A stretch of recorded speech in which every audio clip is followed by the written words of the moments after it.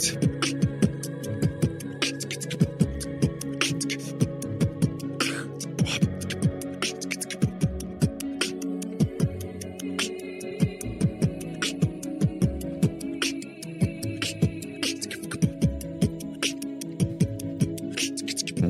to Warcraft Reloaded, a podcast brought to you by Mash Those Buttons, covering World of Warcraft Classic and its community. I am Bobby, also known as Blazin' Bob, and once again, after her week hiatus, we have the lovely Melorina. How you doing? Hello, I'm good. Good to hear, good to hear. And we also have Vendetta TV, __. Nice to meet you. Thank you for having me on, Bob. Hey, nice to meet me, or nice to meet our first-time guest? Nice to meet the first-time guest. Yeah, and everybody else. Let's go ahead and give the intro. Welcome to the show, HelloJTello. For anybody that didn't know, mystery solved. I am the editor. It's out. Cat's out of the bag. Welcome to the show, JTello. How you doing? I'm good, brother. Thank you guys so much for having me. I really appreciate it. And much love to you, amigos, for anybody who don't know me. Make sure you're locked in and don't get packed up. I said what I said. Damn it, for sure. Welcome to the show. Welcome to the show. Love the energy. Okay, guys, this is gonna be a great show. I like to start out every time I think of our patrons in Croxford, Turtle Whale, and Braxton. You guys give a lot. Thank you so much. And thank you to all the other Patreons too as well. I'd like to mention we stream this show live on Twitch at twitch.tv/BlazinBob. That's BLAZZINBOB. If you'd like to find us anywhere, find our Discord, find whatever you need, link-wise, email, all of that. Just go to warcraftreloaded.com. If you're looking for a rested XP guide, links in the description, or you can just go to warcraftreloaded.com/discord. If you need to leave a voicemail, you don't ever need to, but if you want to leave a voicemail, it's 816-866-1066 or speakpipe.com/warcraftreloaded. We're going to start the show off with a comment of the week. Actually, we're going to have one thing right before the comment of the week, but I'll get to that in a second. But we're going to do the comment of the week. We have one Discord question, and we have one email or voicemail to do. Then we're going to hit the news. Or we're going to see what we've been up to a little bit lately. Then we'll hit the news. Then we're going to end out the show with a conversation on the state of PvP in Season of Discovery. And so, yeah, that's going to be the show today. So with that being said, I'm going to start out first off. And I want to clip this and send it to him. But I want to give a personal apology to Greek Wario. I rated him the other night. And I asked him his opinion on SOD and if he'd been playing it. And I got that same one I hear from everybody. Like, well, I played through phase 2, but I don't like it.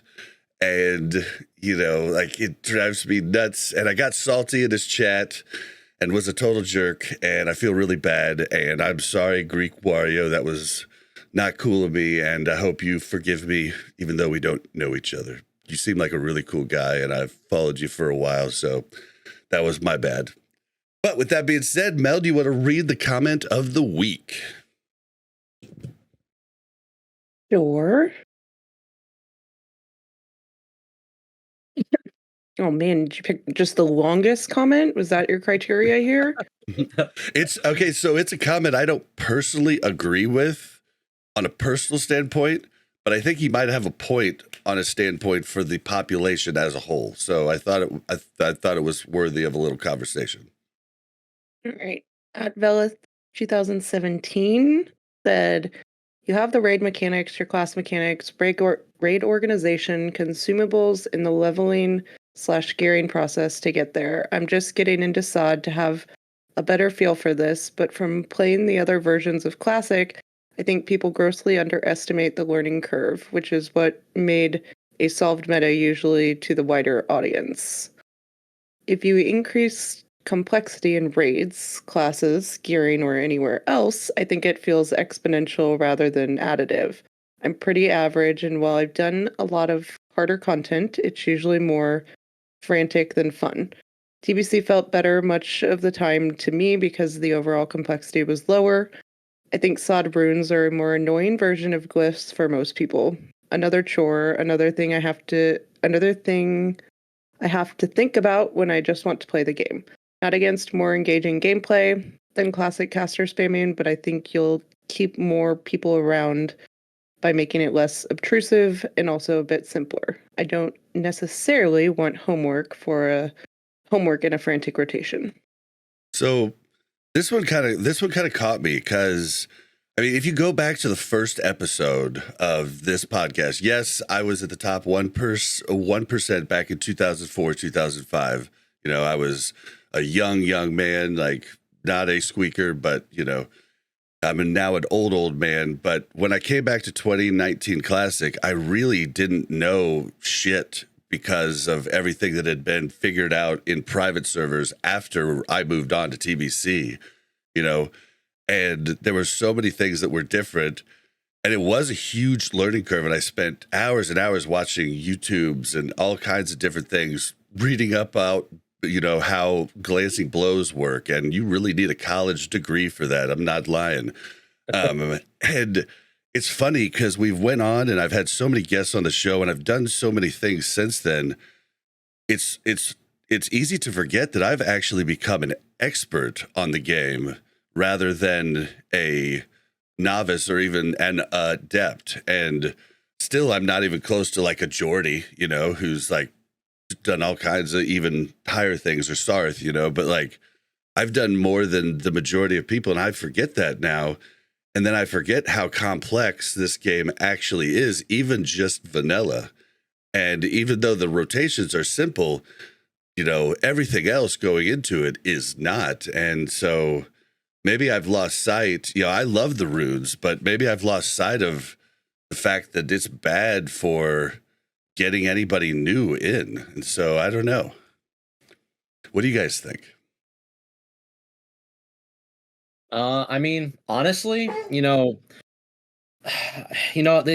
like, hearing what Melarina said and like reading the comment too, and like I feel like low key, like, back in the day, when you were first playing WoW, nobody really had access to like guides and, like walkthroughs, and you didn't have like, your YouTube tutorial where like, we're doing Oni this week. Well, let me just watch a quick 20-second guide on how to beat Oni's ass in like, 5 minutes.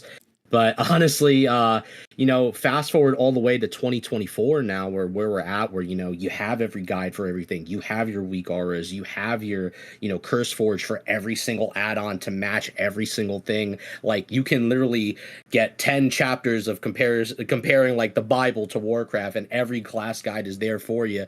You're never going to get lost. But for some people, that amount of pressure, the feeling of having to read an entire thing before they actually play the game and just have fun, is intimidating for them. So I can understand like for why he thinks like maybe SOD is complex in a way. But I also feel like for some people, like even if you look like, for an example, like I come from a background where like I enjoy like older games like D2, D1, Diablo, for example, and I know people that like Path of Exile, and especially Path of Exile. If you want to get into Path of Exile, you have to have like a PhD in like every single class of what's in the game to how to even start from just turning on the game. And to be honest with you, I feel like some people enjoy that though. Some people actually like doing the homework. Like even me, I love it. I'm a type of person that like if you put something in front of me, I like solving that problem personally. But some people don't like that, and they like where it's like, it's kind of like the whole like iPhone Android thing. You either want something that just works off the rip and you don't want to do the complex background thing, or you like the Android and then you get to brag about how you know everything on the back end. You know what I mean? Yep. So honestly, at the end of the day, I think his point of view comes from a more personal thing, but I can see where he's coming from. Yeah. Well, and then you think about the solved meta, it was still a lot. It was a lot of work, but you had a lot of guides and stuff. I think about, like there's like a good amount of Paladin creators, making videos and stuff. Simonize has got us rogues covered, but a lot of the classes have to go to the actual class discords and sift through all that, and then they ask a question, and then they get pinned. They get the response, check pins, please. And it's just like, Oh yeah, and it's hard for them, and it's not as solved. But I'm like you. I mean, I was late to the podcast because I got lost in researching if I wanted to switch over to swords off of daggers, and yeah. But like a lot of people might not be into that, and I know friends that literally just count on me to be like, yeah, you need to do this, you need to do that, and like. Yeah, like that was me back in the day, back in 2004, 2005. I had a couple friends that knew everything, that pointed everything, but like that would have been so hard for me to find all that information. You had elitist jerks forums, you had but now there's so much access, but Saad doesn't have the access. That's where I think he's coming from with this, and I think that. It kind of turns people off, especially classes changing too on the fly. Like, it kind of like, I think it's good. I do, but a lot of people can't roll with the punches and get really upset, and I don't know. What do you think, Ven? As someone who's been leveling a lot of alts lately, and I've been doing it. Oh yeah. Destroying it. Yeah, I think it definitely does suck having to go back to do a lot of the grinding to get certain runes. But I don't think it's anywhere near as bad as having to spam dungeons just to get your pre-biz to do raids and stuff, especially for like you have nothing already, you boost it up, and to try to get into dungeons is hard enough as it is. Nobody wants to run them, everybody wants raids. And if you don't have logs, nobody's gonna take you to a raid. But I think it would be nice to see maybe the phase 1 and 2 runes being added to a vendor. Phase 3, that was his last phase. I think people could go farm that stuff out. It's nothing crazy, but you're not gonna always find stuff for like BFD or old stuff. So, well, but you're more talking about the catch-up mechanics and stuff. Like he's more talking about just it being like so much information you'd have to find out to be good at your class. Like we're lucky in Swamp. We have a ton of people that know a ton of different things. We can ask questions in the Discord, get answers. We run dungeons with a lot of different people, and I've learned a ton from you. I'm sure you've learned a ton from other people. Oh, yeah. A ton of people have learned a ton from me, but we're in a lucky spot compared to a lot of people because we're in a content creator guild that just find stuff out. I mean, we even have other raid leaders from other raids like Fallacy that come in to our raid chat, and you don't even raid with us, but you come in and you we'll be talking about something we're struggling on, and you come in and help us. Like that's huge to have other raid leads and other people that know a bunch about the game just there able to like chime in if you have a question. And it's really lucky, but I think a lot of people don't have that access, and it might become too daunting and they just quit. Yeah. Like you're saying. Oh, go ahead. Even in the classic version of the game, even though everything was figured out, there was still a lot of new strategies coming out and a lot of different things that people had to learn.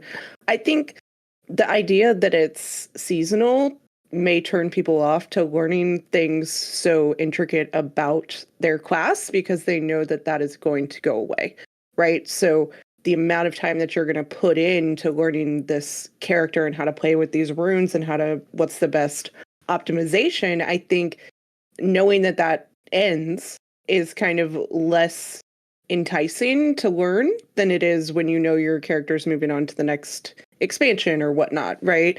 So I think that may play a part in it. I also think that there is still content everywhere I don't think the amount of content that you have to consume for SOD is more than the amount of content that we had to consume for even just regular, classic vanilla, right? I think classic vanilla, we had to learn totally different strategies than we did in original vanilla, right? So I get that runes make it more complex, but I do like the aspect of runes that they make it so that, I can put on pain suppression if we need to for this one boss fight, but I don't have to have pain suppression the entire raid, right? I can, kind of minor tweaks to my class. And I don't do a ton of research or have a lot of time to do all of that. So I just rely on other people to tell me when I'm doing it wrong. Well, and then the runes are I think really cool, but I was listening to Countdown to Classic, and our boy Ubiquitous on there talked about I talked to him after the pod, and was like, I disagree with you, because he said that the rotations aren't like any more complex than TBC, right? And I thought to myself, now I'm at 60 on a rogue. I haven't rated on 60 with any other class, so I can't speak for other classes, but I can tell you the rogue's rotation is more complicated than Cataclysm.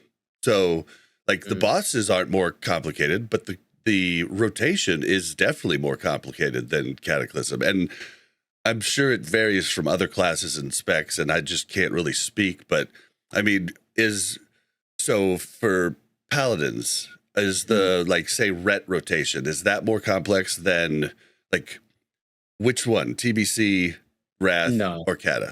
Nope, it's not. Yeah. I think, to be honest with you, the minute you figure out Ret classic rotation, like if you even compare it all the way from like vanilla all the way to Wrath, you see the kind of what flavor of the month they decided to go with. Because this is what they do for each class. They pick a flavor of what represented a certain class from like Wrath and below or Cat and below, and how they kind of wanted to do it. And they base their runes off of ideas and just like skim little things here and there, even all the way up into like retail things. Like, for example, like I was just playing retail a couple days ago on my retail Paladin because I'm getting ready for the War Within over there, and I even noticed like Hallowed Ground, which is something that is in Season of Discovery. It's just renamed a different description, but it's in Sod. It's the same thing all the way already from like the War Within, but it just in Sod, it just like when you put it on the ground, it's like 200% increased healing. In there it's a completely different scenario. But I just think that's what they do. They take bits and pieces. Some classes, like you were saying, Bob, like for example, like Rogue might seem like a little bit more complex. Maybe Priest seems either not as complex or more complex, depending on like, what guides you follow. I think it all has to do with the key thing at the end of the day is that people get either stressed out with too much information on the screen, and not enough of it is just like straightforward, so they can just be like, all right, either I have to go through a Discord, then somebody in the Discord tells me something different, somebody in the game is telling me something different, then my favorite creator is telling me to do this instead of what Icy Vein said, Wowhead said, Warcraft it's like that. And you get what I'm getting at. It's almost like an overwhelming abundance of things, where Sod is not overwhelming. Well, to each his own. To some people it might be during raid logs, but overall the general aspect of the things that are around them feel like they're carrying a backpack full of rocks, rather than like, oh, this is like something cozy I could just move on with. I know I got my homework, I'm ready to go, I'll just build my class the way I want it. And to be honest, sometimes I just like people playing the class how they want to play it. For me, I think Paladin, it's the same thing as it once was. You're either seal twisting or you're just doing exorcism spamming very fast, two-hand swinging like it was in Wrath of the Lich King. There's really nothing complex about it. It's really jump into easy class if you're just doing the damage spec of things. Gotcha. Yeah, I don't know. That's why I always tell people in everything and in every game, and pretty much everything in life, the most important thing to learn while you learn rotations, while you learn different things, is the why. If you understand the why, you can pivot, you can adapt, you can change on the fly. Like when Table Slam taught me how to play Feral Druid in Wrath, he gave me the why each time we were doing moves, instead of just being like, this is what you hit, and this is what you hit, this pryos over this. Like, he told me this pryos over this because, and that way you can really get into it, and you can really understand when stuff changes. And I think that's very important. But Mel and Ven, are the rotations at all like more complicated than like give me TBC, Wrath? Kata, because they're definitely more complicated than vanilla across the board, I would say. No, priest, Maybe not wrath. across the board. I was just literally a shield bot, and now I'm just a dispel bot. So I feel like we're just replacing one spell for another, and that's just all I do. I don't think for priest, I mean, as a healer, there's just as many spells that I can press now. I mean, maybe there's a couple more, right? But they're usually like the extra ones are ones that I like, right? Like dispersion, for example. Like I need mana, so I use 100%. dispersion. Or I'm trying to run into an instance and there's a bunch of alliance out there trying to murder me. I use dispersion and I make it. So I'm not going to complain about that one, right? Circle of healing. And I think because they're all spells that I, for the most part, other than like dispersion, they're all spells that I know about that I've played with in previous expansions. So there's nothing really crazy to it. Yeah, and like maining Wrestle Shaman and then playing Rogue, I don't see really any difference with my Wrestle Shaman. Even when I was playing Elemental, it's the same way I was playing in Kata. You got Healing Rain, you got Riptide, you got Earth Shield. So it's very well. I would say that the Rogue is very similar to Kata. You just have a little bit more, with changing out runes for specific bosses. Like for instance, you're going to want Shadow Step for some of the bosses. Just Ragnaros, you get popped back. Like it's nice, but it does put you in the middle. So I don't really use it on Rag now. But in theory, it would have been good. But on Gar, it's amazing to be able to get back to him quickly. Like it's. But then, like, I'm going to use Poison Knife a lot of the times, and putting that in can be huge. But you're keeping up all the different bleeds because they heal you. I mean, there's all kinds of cool, what I call cool complications and cool ways to min max the different stuff. I mean, the way I did it in Wrath was with it was actually more annoying in Wrath with trinkets. Like you'd swap your trinkets out a certain time before pull, and depending on the pull, if there was RP and stuff, you'd switch it out at different times so that your trinkets would proc right when you used all of your damage abilities. And like that I thought was more annoying than the type of prep I have to do here, where it's prior to the boss fight and it's not, it's not governed on asking my raid lead to give us a 45-second pull timer instead of a 10, So it doesn't inconvenience other people as much, I feel. Yeah, I mean, like I said, it all feels the same. I haven't noticed a single difference at all. It definitely feels good though. From Kata though, right? You're saying? No, I mean even up TBC and Wrath. I mean, I wrestled Shaman all the way up to Cataclysm through Classic, and I came back last year in 2023 to play Classic WoW, and I've had no problem. I loved it, and I still have fun with it. And having the new abilities, runes, is more like icing on the cake for you rather than game changing for me as a rogue. Yeah, it's just because I'm just like I'm the totem guy. I gotta make sure my totems are down. If they're not down, they get yelled at. And Absolutely. I just spam chain heal like it's 2019 Classic again. Yeah. So interesting. I put my Earth Shield up. I never run out of mana, and it's amazing. Oh, God bless you. God bless you. Never run out of mana as a shaman is amazing. Oh, it hurts me hearing that. Yeah, it's great. I love it. I'm loving it. I would have loved you in arenas in TBC. It would have been great. It would have been amazing. Oh man. Yeah. All right. Well, it's great though. Good comment of the week. Good food for thought. Everybody let us know in the comments or write us an email or whatever. Or if you're listening to the podcast on the road, just pick up the phone and leave that voicemail. Okay. All right. Speaking of voicemails, let's get to it. Hey, Bob and Mel. This is Gypso, and I just wanted to call in because I was listening to the voicemail of this past show, and he was talking about how much he really likes dungeons and maybe leaning into, what we could do with maybe dungeon loot. And the progression non-raiders could go in with dungeons.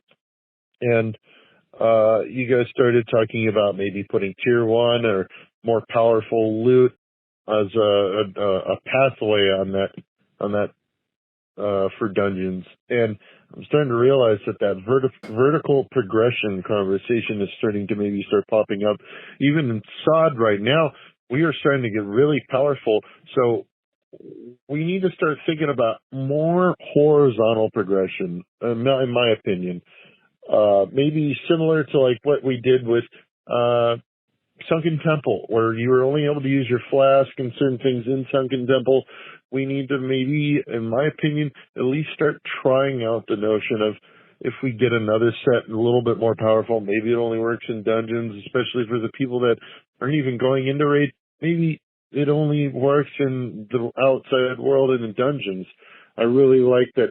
My thing that I really always wanted to try is if we had a dungeon, specifically like a timber mod dungeon, a timber mod dungeon, we would get gear that whenever you would maybe mine something, it would give you a buff. And so then you'd be able to mix professions in with your ability to run dungeons. So this non-rating lifestyle could get really interesting dynamic. So what do you guys think? All right, bye. So this was pertaining to another voicemail we had that talked about people who don't have time to raid, and they can't commit to a raid group, so they can't really get into a stable raid group. And what if there was like, what if every phase, every new raid dungeon, there was ways to get better gear from dungeons rather than, getting currency to buy raid gear from the previous tier, which is kind of like a boring aspect. And he was thinking like gear somewhere in between the last raid tier and the new raid tier. So it'd be like another pre-bis grind situation type of deal. And he was just talking about different, like doing big long quest lines like 0.5 instead of raiding and stuff. But I don't know, the profession thing, I mean, we had that in becoming a TBC or Wrath, where you have skinning and you get extra crit, you have mining and you get extra stamina. Like we had that, but I don't know. He talks about like vertical progression. I always tell people it's never too late to jump in. Like we had a friend just able to come back. He had a heart attack and his wife hurt herself and he's had to take care of the kids and he's had a rough go of it, but he just came back recently and we're having a blast running him through dungeons, kidding him out. Like we need somebody needs Fell Striker or something, but we're getting him all kinds of gear during these runs, or somebody needs the fire extinguisher, but he gets all the other stuff, because it's just going to waste. So I don't know if maybe everybody's not like that, but I think a lot of people are like that, as long as you get into a guild and get into a group, and you're willing to fill a role for that raid that needs you. I feel like there's a lot of ways to catch up so fast, but I don't know. What do you guys think? I think the adding new sets, it's a little weird. It kind of reminds me of what Wrath did when they added the new alpha, beta, gamma dungeons to catch up with the raid tier. Yeah, but that was still you're buying the old raid tier, Yeah. So, but the thing is, it just dropped from the dungeon, so it's able to help catch you up, because then you don't have to spend 3-4 hours raiding with the progression group. I mean, I don't mind it, but I feel like maybe that shouldn't come in till maybe not till next raid, but the raid after. Just because if you put it in, I mean, a lot of that gear's still going to be pretty good. Yeah, which would give you another reason to do the pre-bis grind, which everybody claims they love. Yeah. I don't know. Not everybody claims they love that. Also, not everybody wants to do that before every new raid, right? Yeah, fair. Now we're just saying, then you're just increasing the amount of work that I would have to do before every single raid But because I would have to only- go and do dungeons. But only the min-maxers are going to do that. Like a ton of people just went right into MC with their what's it called gear, their sunken temple gear, because the pre-bis was they were marginal upgrades, you know? Yeah, and some of it made sense for some classes. Yeah. So, I mean, I don't know. I think it could be kind of neat. I'm about to have 0.5 done on a third character. And it's not hard now. Now that they updated it and got a lot more quality of life, I mean, you could do it in a day if you just sat and did it, or just a weekend if you took your time. It doesn't take as long anymore. Like the drops are increased. Most of the stuff is guaranteed, and everybody has everything. So it's really easy now. So I don't mind it now. But then you got to think, what if you're starting to, you're just coming back. You're not making an alt. You're coming back. This is your main. And you go, oh, shit. Everybody was ranked 7 before phase 4 even started. Shit. Yeah, very fast. Everybody's exalted in Warsong Gulch and AB, and nobody's running those dungeons. Although, hold that thought. We're going to talk about that at the end, the dungeons. Yeah. But are the BGs. But, those types of things, the supply company, everybody's either revered or exalted. Crap. Oh, everybody's already got a ton of Argent Dawn rep. Crap. There's a ton of stuff we've completed because we had so much time between the phases, and especially us that stayed all the way through phase 3. We got a ton of stuff done, and I think a lot of us aren't even thinking about that. I think the one thing I will say is that his voicemail leads to a bigger, complex discussion with how the community interacts with one another as well, because you have to understand that some people don't have the time frame and the ability to play the game at the time and date that you have to. And I think as content creators, and no matter where you are with your life, you have a life. As crazy as that sounds, there is grass and sun outside. But I got a tan. I've got a tan. That's true. Hey, more power to you. Usually I have the shades down and it's Bram Stoker's Dracula for 3 months in my room. That's how it's been for me forever. Yeah. But I just got back into golf after a decade off. So I'm with Vet over there too. Shades down. Turn off the lights real quick. Turn off the lights. God forbid a lights on. But the thing is, let me be honest here. The one thing I will comment on, I guess, to break down what he said in the voicemail is as far as the tier 0.5 goes and the process of getting that, and also the life of dungeons, I think the main thing about World of Warcraft, especially Classic, the one thing that a lot of people loved besides the open world was getting to the dungeons, getting to the process of going to your first dungeon ever, if you never even got to it, from the very low levels to the end game levels. I still remember my first Dead Mines vividly. Oh yeah, vividly. I mean, it was yesterday, and it was in 2004.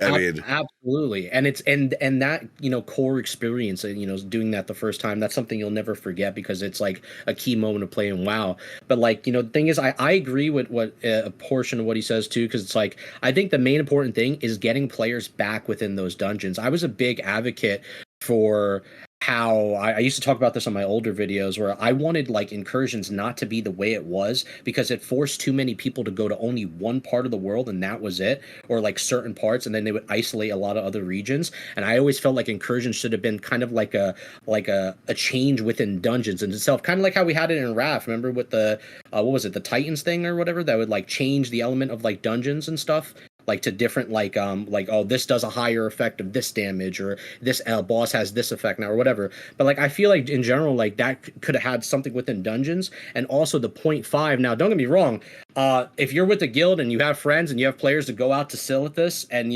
do that camp thing where it has a 25% chance of dropping, and then you get the wrong boss and it's horrible, and then the Horde's there and the Alliance there and everyone's ganking each other. Hey, that's a fun time. That's WoW. We literally just did it 2 days ago for me and 3 other people, and we got lucky. We got it the second time, but Luckily, Exactly. we went with a group of 5. Like I had to like schedule it, like find out a time that these people could make it and the people that needed it, and yeah.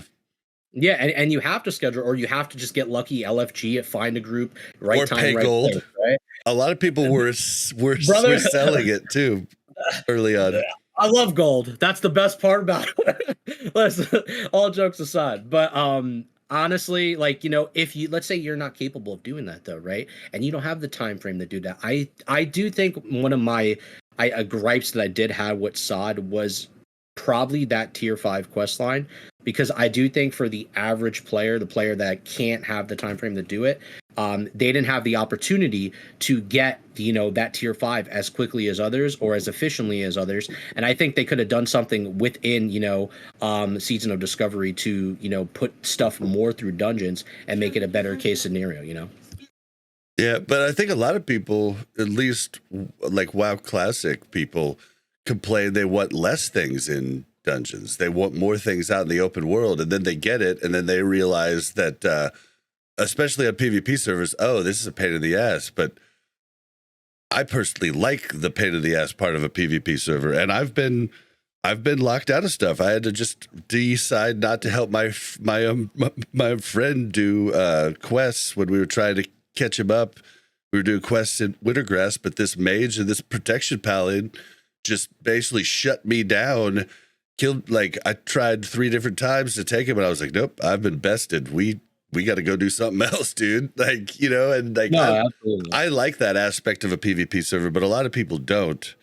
And so they get the open world thing, and then they're like, oh shit, well, the spawns are bad, So I think people don't know, the average person doesn't know what they want in or outside of dungeons. But I like your idea of the dungeon stuff, but yeah, I mean, it all comes down to like, I think the biggest key thing with like World of Warcraft players, especially classic players, is like communication and like the devs being very, transparent with us. This is something, stuff I've talked about before.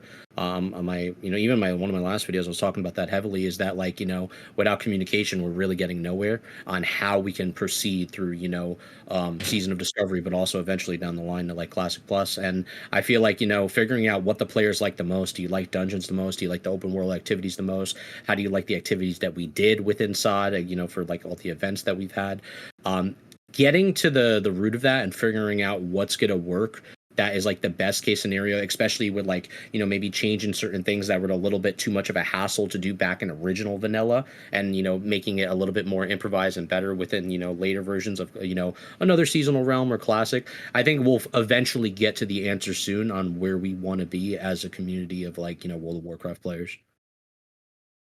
Yeah. And it is nuts how open book the devs have been. Like, I mean, I talked to like a handful of them now, after BlizzCon when we met them. I mean, half of the content creators that went to BlizzCon have their cell numbers. It's their work cell number. It's on their business card, but like, yeah, we have access. There's an email people can send just straight stuff to Agrid. Like, I mean, it's crazy how much they're keeping up. And just to like, when we were out there, I was amazed how many devs listen to this podcast and watch videos from, the content creators, and listen to Countdown to Classic. And, at first I thought it was like, oh, sure you do. You just like read my bio from the, list of media people there. But they would say things that made me know inside jokes that they would have only known if they'd been listening to the podcast for a long time. And yeah, it's crazy that they're really listening and trying to give us what we want. And they get so much hate rather than, love. And it's kind of a bummer. Like, that's why I thought we should have had BlizzCon again this year, because you wouldn't believe the energy that infused into those devs. We saw it live. I mean, the energy of so many people, it was the opposite of what they get on Twitter, what they get, normally. It was just love and just like happiness for what they bring for us. And, they're not going to have that this year. And I hope they keep energized, because, that kind of like sparked the whole thing to start happening. Gren became a celebrity. Tim too, and the other devs that were at BlizzCon that were on camera. I met a bunch that weren't. That you don't even probably even know. So it's a bummer. Like I don't know where I was going with that. That was a rant. Sorry. No, hey, you're chilling. Honestly, like I like Agron. I think he's the face of SOD. I've been saying this since the very beginning, since we saw him last year on BlizzCon. Like the minute they even announced the season discovery, I think I almost punched 3 holes through the wall. I was like very excited. Life was looking real good. We had to patch those up at a Walmart, but everything's all right. But besides that though, I'm pretty damn souped with overall with the devs. I think they get too much flack, or slack, so to say. Like I don't think that anybody online ever trying to, I guess, insult, a developer and, the things that they do, they're human beings at the end of the day. They work on the game, they're trying their best. They don't have a massive size team with a super massive budget. But I think one day when they, keep going through Season of Discovery, and then they also realize that, the BlizzCon, especially not even the BlizzCon, but the Blizz meeting that they had when they saw the data analytical charts of how successful Season of Discovery was and how it brought back so many subscribers when they saw that bull spike happen on their charts, they're going to realize that, SOD is a massive player base, and we should really keep supporting and funding our classic team and give all the love that Agron deserves. So I'll leave it at that. Yeah, I kind of wish they would keep the size actually smaller. I think they're able to do things cooler and faster with less red tape. I just want them to have more outside support, art team, voice acting team, those types of things. Like I want them to have more access to it, but I kind of want them, I don't want it to get so big that it becomes what, people claim retail, became because of the size of the team. So I do like the fact that they could just quickly put stuff in, but I don't like the fact that they don't have as much access to the resources like the art team and things of that nature, sound team, stuff like that. Yeah. Ven, Mel, anything? Nope. Okay. Not Okay. really. All right. Well, then let's move on to the Discord question. Hey, this comes from Jer Care Bear. Hey, Blaze and Bob. Next podcast, I think it'd be cool to ask your guests what the best and worst dungeons are now that you've revisited them. I think it'd be a fun conversation. We did this a long time ago on one of the first episodes. And I think my favorite is still the same. I think I said BRD, and I'm still saying BRD. But now my most hated, I know, had to have been either Nomergon, BFD, or Sunken Temple. And now they're raids, and so I don't hate them. So what dungeon do I? Oh, Dire Maul West. That's the dungeon I dislike the most. All right. What about you guys? I would say personally, I just don't like. I guess I look at it from a PvP perspective, but anytime you died going from Mara to Desolus and having to make that run back, that's pretty damn horrible. Especially if you're doing wild offering farms or doing anything for the Blade of Eternal Darkness for casters, right? So that was pretty trash. And yeah, I could say Dire Maul. I don't like Dire Maul. The only reason I would never go into Dire Maul is if I'm paying for a tribute run. So those are probably my 2 less liked dungeons for sure. Yeah, we went into Dire Maul North last night, and we had 2 druids, 2 rogues, and a warlock. And I was like, wait, let's just stealth there. It was a shit show. We did stealth there finally and get it, but boy, we learned a lot in the process. It's just like, I forgot how many dogs there are. I hate Dire Maul. I don't know. I just never liked that area. It's so gloomy and depressing, and I just want to go where there's somewhere brighter and a little bit more visual effect going on. I don't know. Just my personal thing, though. All right, Ven, what about you? I think after just playing so many characters now, just spamming dungeons just to get my pieces, I think Stratholme's like gotta be the most hated dungeon for me. Oh, wow. Oh, really? Okay. Like I used to love Stratholme. I used to love the lore behind like We have had to run it a lot, though. Yeah, and it's like I pull one pack of mobs, and then someone's not paying attention. Eye pops up. Here comes gargoyles and 3 other packs with them. Oh yeah, and it's just that spot sucks. I mean, don't get me wrong. There's some fun times in it, like the Banshee when your friend gets mind controlled, and we all just kill him, and they Oh get yeah, and we're all laughing. They're mad. There's definitely. I think the most loved, I think, would probably have to be Scarlet Monastery Cathedral. Oh yeah. Hey, Oh, Just okay. 'cause Nice. I I had love Corrupted Esper. Ashbringer in Oh. classic era, so I went and did the little the lore thing, the little cinematic like the little, not the cinematic, the little their little cut, I don't know what to call it, their RP that they do. And Yeah. it's so cool. Like I never knew that was a thing, and then when I finally got it, someone told me, he's like, "Oh yeah, go to Scarlet Monastery and check this out." And man, it's just it was awesome. I never knew Interesting. that was in the game. Nobody else is BRD. I the reason I love BRD is because long. it's but that's the thing. It's as long as you want to make it. It's so beautiful because it's non-linear. It's, you're like, and when you go with people that really know the dungeon well, it's like, all right, well, we should go do this boss here. This is a shortcut over here. I learned a new shortcut I'd never even known just the other day. I mean, I love BRD, but Mel, what's yours? Listen, people only find shortcuts when it's a stupid dungeon and you don't have to go through all the stuff, right? Oh, So sad. I'm just saying, in a good dungeon, you wouldn't want to do shortcuts, but Phase That's 4 not launch really ruined true. BRD for me. Oh yeah, BRD. We tried to go to BRD way too early, and we tried to take on bosses way too soon. It was a bad call for at least my group. But yeah, we also had 3 rogues. so wait, what's your favorite and most hated, Mel? Listen, I don't really like dungeons in general, so I feel like my my favorites are the ones that I need stuff from, and my least favorites are like Ubers that I never need anything from, but I have to run it 27 times. Even though it's short, I'm just like, guys, I need, rep for, whatever that one rep is that I need from like I can't even think of it right now. The one that you have to put the trinket on for?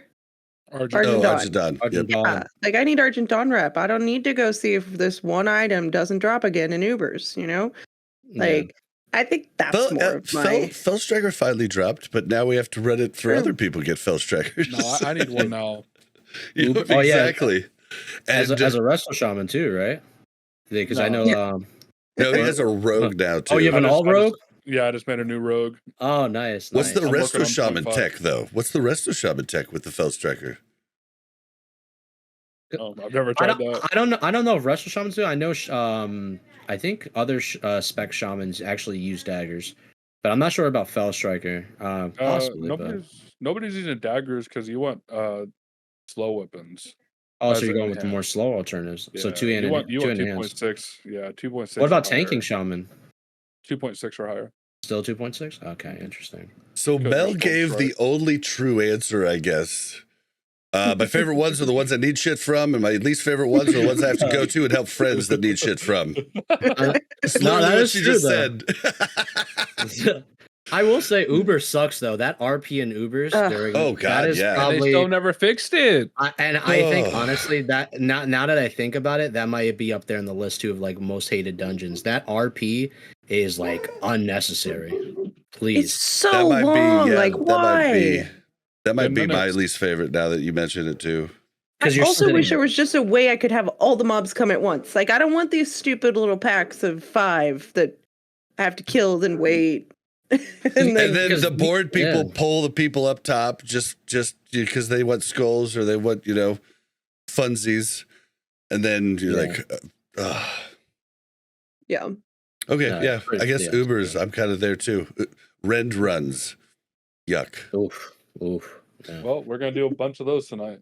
Also, that 0.5 boss in Ubers. Jesus Christ, man. Alterac is so easy. Dude, every group I've ever been with, and even pumper groups, there's 1 or 2 people alive when it dies. Oh yeah, if you go You with just- pug groups, it's a nightmare. Oh my Yeah, you need god. a hunter and a shadow priest.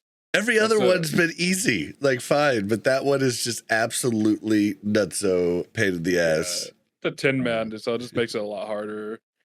Oh So- man. Well, I mean, we've done it 5 man, but only one person survived.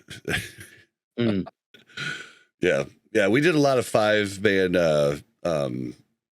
rend runs because we were trying to level up Michael, so we needed him to get fat EXP, and it's fat. If you 5-man rend runs, it's fat EXP for someone who's like 57 and up. So I was doing full strats from 53 to 60 on my rogue. And I was flying. I think I went 53 to 60 within like 4 or 5 hours. yeah, you've how been my- boosted a ton of characters with your 2 accounts and stuff. But what's everybody been up to this week in WoW? Wow. Leveling.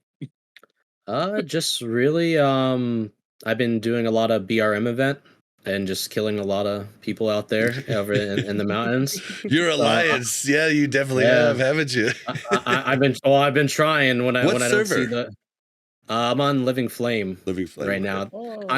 I do wish I'm not gonna lie. I do wish they offered the server transfer still, because I would go to CS for Crusader Strike US for sure. Because I have a horde on Crusader Horde, but I would like to have my character there. But at the time when SOD was coming out, I didn't know whether to join the streaming server or maybe make a name for myself on a smaller server, which I did. Don't get me wrong, but I mean, honestly, I do wish I could transfer there. But yeah, I've been just doing PvP and raid logging. Really, that's really been about it. Yeah. Then you've been leveling tunes. Yeah, I've been leveling, just getting everybody geared, helping a lot of people get their Argent Dawn rep. I came from Living Flame too. I was actually over there. I was trying to. I haven't met you yet. That's what's Yeah, up. just chilling there, man. It's been a good time. I'm always around Ironforge. It's a good time over Really? there. Yeah, I love that place. Yeah, me and some buddies just full time moved over. I was playing both Crusader and Living Flame. That's how I met Bob and them. I came over. I raid with them. I left Living Flame behind. I feel bad. I miss my druids and my rogues over there, but Yeah, your rogue you brought in against us in Arathi Basin I one learned the time. hard and- way against Bob. yeah, you beat everybody else, but my hunter was pretty unstoppable in phase 3. I haven't got to try him out in phase 4, but in phase He had, 3, like, the 8K hunter, health at level yeah, 50. and he was like Nice. hybrid ranged and melee with 2-handed melee weapon, and then using trap launcher. I was a monster, an absolute monster. Only fight I've ever ran away from. Yeah, 50% or 40% dodge, 10% parry, and had mail armor, and had like 8K health and BGs. It was absolutely absurd. I'm just sitting in Discord with them. It's like, where'd my pet go? I'm just killing his pet, trying to get him away from him. And it's like, oh, Oh my Wow. god. it's not fun at all. I see a hunter, I just know I'm getting put in the blender. So it's Or it's not looking shaman. good. Or Yeah, shaman. I see them too. It's gonna be a long day. That's all I know. Yeah, I've been getting my ass whooped on my rogue by paladins. Just whew. Now, Yeah, paladins, granted, man. I haven't like really messed a ton with PvP spec yet because I'm like running a ton of dungeons. So I use backstab spec, and then raid spec is But since I'm only raiding once a week, I'm thinking about just like respecking the raid spec into my PvP spec every week. But No, not really. we need. Dual spec. You have dual spec, don't you? I do, but I run mutilate for raids, and then mutilate sucks for dungeons because everything dies so quick. So I run backstab for dungeons and just destroy dungeons. So that's what I've been doing. I've been helping a ton of people get caught up, especially Michael, who came back and been helping him get ready, and then we've been really helping him get ready the last couple of days because our Destro Lock had to call in sick this week for raid, so we need him to have 96 fire res, and we need him to be able to do Curse of Chaos, and so we've been really working on helping him. But as far as other things, Mel and I, we talked about our horrible raid last week, Molten Core Heat 2. We had Mel. I didn't get to talk about it. We're not talking about this week. We're not talking about, hey, spoilers. We're not talking about this week yet. We're talking about the week before when Mel was in the out of town. Her add-ons weren't working. She couldn't dispel. Our other shadow priest couldn't dispel either. It wasn't my add-ons that weren't working. It was my raid frames that weren't working. So they would show me that somebody would need a dispel, and that person didn't need a dispel. They would show me somebody was at 50% health, and they were at 100% health. I was like, I've got literally no information right now. Like, my whole job is looking at these raid frames and trusting that they are accurate, and it is not. So it was the most horrible. And Bob's like, we got off, and I was just like, I don't even know why I'm here. Like, I shouldn't, like, literally, I'm bringing 0 to the table, right? And then he's like, you're not going to come do Ani? And I'm like, no, I'm going to log off of this horrible, horrible game right now and act like today didn't happen. Like, it was so bad. Well, and what was horrible is we went through all the bosses that week until Gar, and we did fine. It was ugly. A person or two died each of the fights. Like it wasn't great, right? But we were trying. Like, we also had a mage healer that was having problems too. I don't know exactly what his problems were, but you looked at the different. He either did a ton on one boss fight and then did nothing on another boss fight. It was just it was a mess. So this week we did a tank change. We switched from a warrior. We switched from warrior rogue to rogue warlock, and just having a one tank that's great single target and one tank that's great AoE was freaking huge.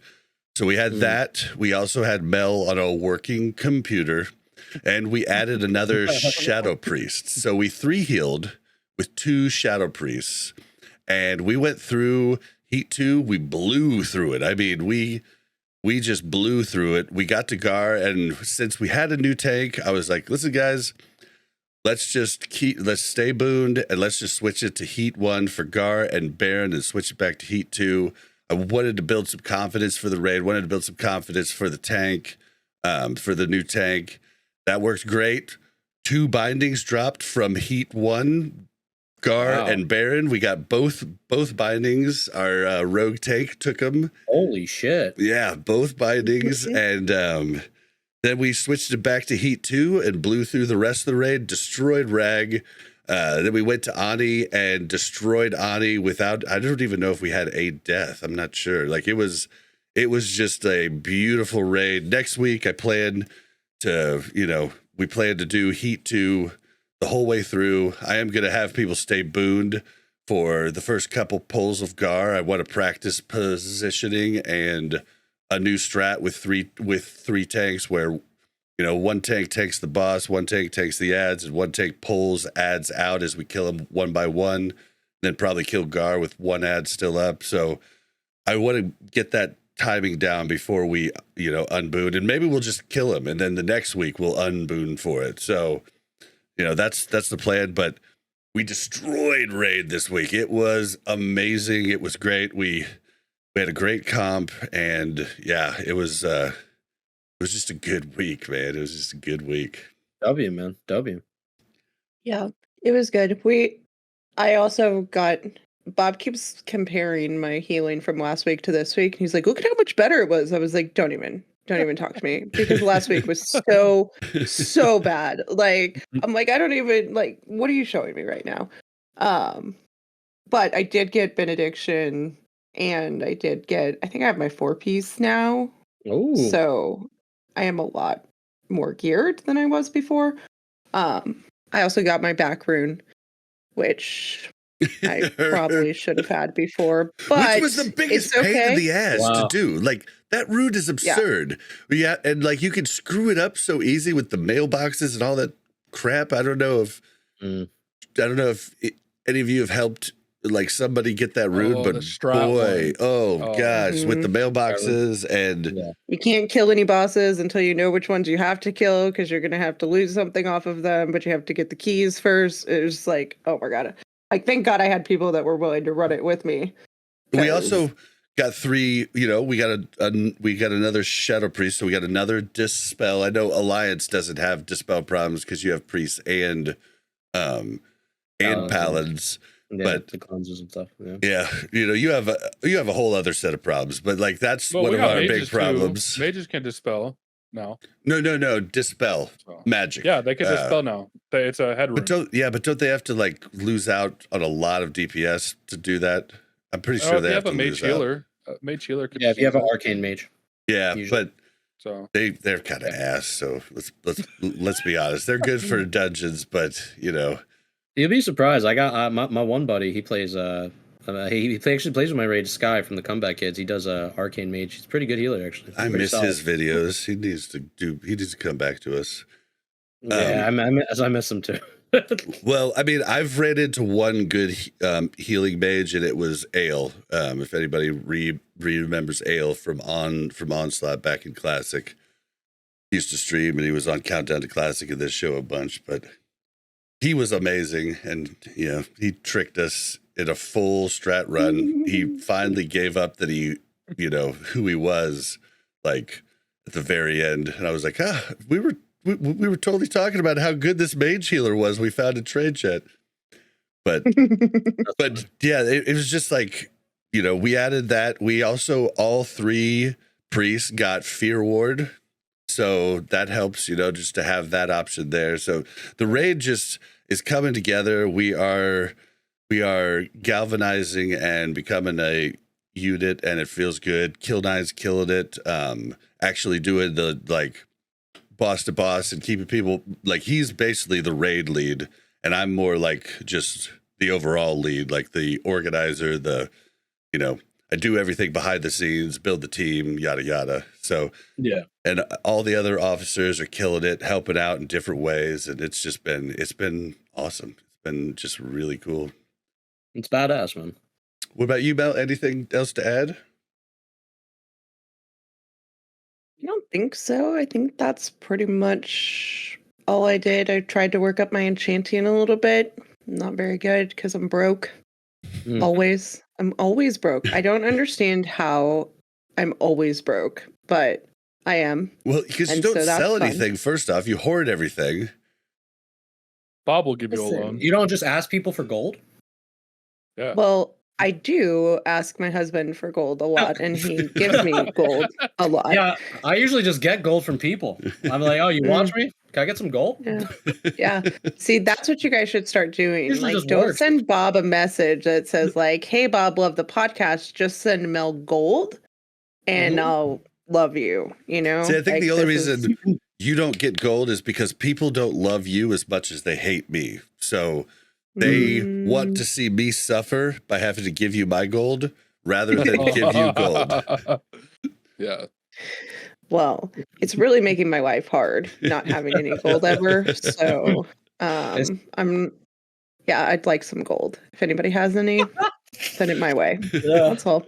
there it is. Oh, That's all. I'm not, below begging. It's fine. All right. Well, That and Mass Dispel. If you could give me that and Mass Dispel, we will have a, great time. Game will be wonderful. move into time for the news. I've thought about just doing that just on my own instead of using the soundbite anymore. Just be like, time for the news. But I don't. I just hit the button. All right. So first off, in the news, something that I am going to be using for every raid going forward is the new Joardee Molten Core sheets. I don't know if anybody might not know about these. You get access to them, and they're constantly being tweaked and worked on, but you get access to them by joining Joardee's Patreon. We will have the link in the description, but they're awesome. You can either fill in the names on your own, or you can use a raid helper ID and just put the raid helper ID in, and boom, it fills the names for you, classes, everything. And then you go through the different bosses and you assign, the different jobs to different people so that you can give it to your raid prior to going. And then your different responsibilities are already there, and you can kind of prepare what you need to do for it. This is what we used in the real high-end pummel GDKPs that I did in Wrath. And I mean, it is a game changer, and I would recommend, Joardee's thing is $5 a month, man, and it is worth it. So yeah, I've just wanted to mention that at the top of the news. It is a great tool for any guild. It will make your life easier. And I mean, when you get to where you have to kick, soul Furon kicks, you have to hand that out right before the raid. At least 3 people of the 8 that you've told they're on kick duty ask you, which one did I want to kick again? And you've forgotten by that time yourself. So this is just a great tool for everybody, whether you're a raid lead officer or you're just in the guild. So definitely tell your raid lead about it. And yeah, I think it'll help you guys a lot. Have any of you guys ever used Joardee's sheets or anybody's sheets? I've used them before. No, I haven't, but I am familiar with them now, for sure. Absolutely. I don't use them either, but I've noticed a lot of people, when I raid with people, they've done them before. So they are nice to have. Yeah, They're it's just super helpful. It's just a good They've got reference little guide. tidbits, right? Too, from every boss. They've got just little tips to kind of help it go a little bit smoother. Yep. Quality of life. And it also gives you the positioning of everybody, right? So it's here's where the tanks are supposed to tank the boss and the healers are supposed to stand and all of that stuff too. Yeah, they're freaking awesome, and just make everybody's life easier, make everything a lot more focused. So I recommend you guys use them, and I'm gonna show by example in Swamp. I'll be posting once I have all the once me and me and Kildine look into all of our assignments. I'm going to post it and see what the other raid leads, think about it. And maybe they'll, be using it too. It's just a great tool. All right. Next on the list, in the notes here, guys, basically 2 and 3 are the same thing. 2 was just when they data mined the stealth nerf of a bunch of different classes and changes. But the next one is the one we're gonna kind of look at is the I can't find it now. What happened to it? All right, I'll just click it. So I gotta pull it up. I thought I had it up. All right, so let's go through these. So player health is the player health increased now. That they had in Warsong Gulch and Arathi Basin is also in Alterac Valley. We can talk about this when we talk about our whole PvP discussion. I just wanted to throw it out there. But the next one in items, I need your help, guys. I actually didn't look it up before the pod because I wanted to see if anybody else is as confused as me. What the heck is Shard of the Gods? Because it reads Shard of the Gods summoned minion now has a 20-yard cone, was 40 yards, and will spend the first 3 seconds of its summon to run into range of a target. What is this item? That's the 2-set bonus from the Shard of the Flame and Shard of the Skill. Yeah. From Ragnaros and Onyxia. The one that gives a 96 health and the one that gives a 16 mana per 5. Mm-hmm. If you get the 2-set, it gives it summons an elemental that does a cone blast to every mob. It's for 150 damage.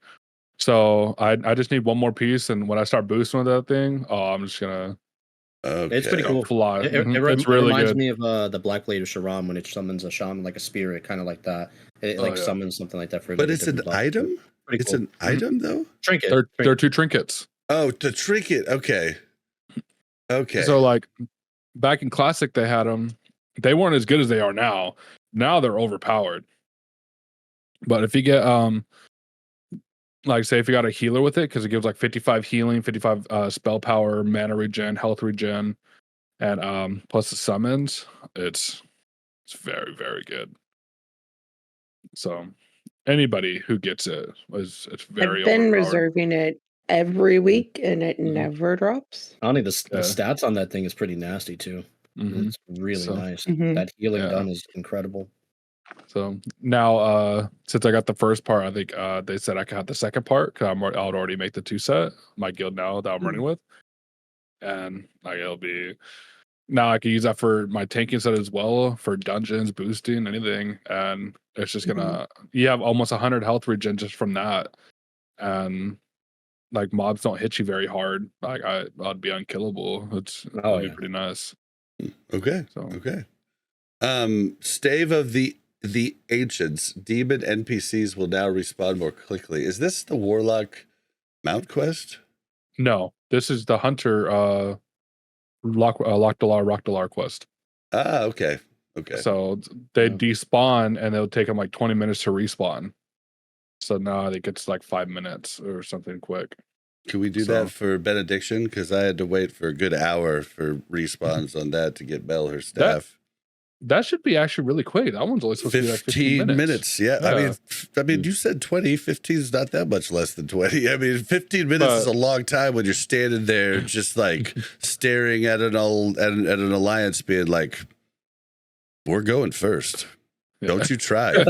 And then they screw you guys up by interrupting the fight. Yep. Luckily the all alliance, like we took a turn, failed, then we waited for our feral druid to come, and then we let them take a turn because we weren't going to be able to do it. So they took a turn, they failed, then our feral druid came, and we took another turn and got it. But if you guys are doing that quest, the trick is, and I didn't know this, I guess a lot of people did know it, but in case you don't know it, you get a feral druid, and then anybody else that wants to help, have them in a different group, and all you do is you do nothing but have a feral put thorns on everybody that's trying to help, and you stand at the mouth of the cave, and then you do need some spot heals, but it basically just kills the skeletons and makes the priest's job and that quest for Benediction a lot easier. And so it's a real good trick, because also get threat plates. If you use Plater, you'll have to do some tweaking that Mel had to do to be able to see the life bars of the mobs coming. But it was a thing. But with me and the druid with Thor's, it was easy peasy for her. And then we stayed and helped the Alliance, of course, do theirs too. And then after he got his staff and he put it on, we killed him. It was the price that he had to pay for our help. We got a little otter, he got his Benny. But I love those types of interactions on PvP servers. I love it. Oh yeah. Okay, so do we have a druid here? Should we talk about the Moonkin form? Basically, they increase the dots, right? So they increase the dot damage in Moonkin form for Moonfire and Sunfire. Does this make Sunfire something you want to use in your rotation now? You've always used it in your rotation. Did you? Yeah. Oh, okay. Because your Wrath, it extends it by 6 seconds, up to 3 times, and Starfire increases your Moonfire by 3 seconds, up to 3 times. And then your Insect Swarm's like 30 seconds now with the Idol. And I haven't played Boomkin since last phase when I made my Alliance Boomkin. Everybody loves it. I think this makes them stronger in PvP for sure. I don't know how much. Yeah. I don't know how much it has to say with like the logs into like next week into like week 4. but I am curious to see on the charts how much boomkins go up by like a smidge amount. Maybe it's like a place up or two. But I do think this makes it way more of a nightmare for classes that can't cleanse themselves and remove these dots. It's a 50% increase. That's definitely noticeable. Yeah, dude, fucking rogue and warrior life. We could kill you guys, but then we die before your dots run out. Yeah, the dots are a problem for sure. But a much needed support for boomies. Boomies were on the underwhelming end. They have been of PvE. PvE as well. Yeah. Hunter Immolation Trap now has a 7.5 second duration, but still deals the same amount of damage as it did over 15 seconds.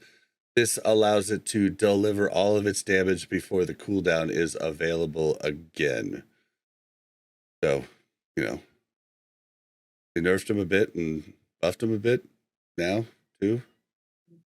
I don't know. Raptor Fury now lasts 30 seconds and increases Raptor Strike damage by 15% per application, was 10%. This could bring melee hunters up. I don't know if it's going to bring them up to be comparable, to be, worth it, but it could bring them up quite a bit because it was 15 seconds prior, and you had to build your 5 stacks, and each time you got a stack, it didn't go back to 15 seconds. It was only a 15-second duration. So getting 5 stacks was pretty rare. Now you should be able to get 5 stacks pretty regularly. And they increased the, per application by 15%. So Raptor Strike, what's that, 5 times? So yeah, it's like 75% more damage on Raptor Strike at the 5 stacks, right? I think I'm doing that math right. Yeah, Yes, I think it's you are. good. It's going to put them probably maybe a little bit above Shadow Priest, somewhere between. I think right now Shadow Priest, Melee Hunters, and Destruction Locks are kind of like in the same area right now. So I think they're going to be fighting for like that higher position of the 3 categories on each week because it's a noticeable buff for Melee. They are the lower of the 2 specs right now in PvE. That's why I kind of fell out of love with my hunters, because they,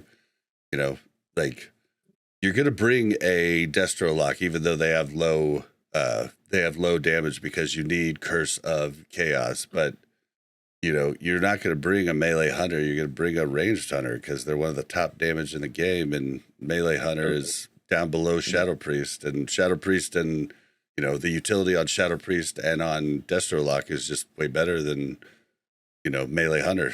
I guess if you have no hunter at all and you have to take a hunter, and that's your only option, you'll take a melee just because you need to have kings and you need to have, the attack power buff, but they're still in a bad spot in my opinion. Yeah, they are.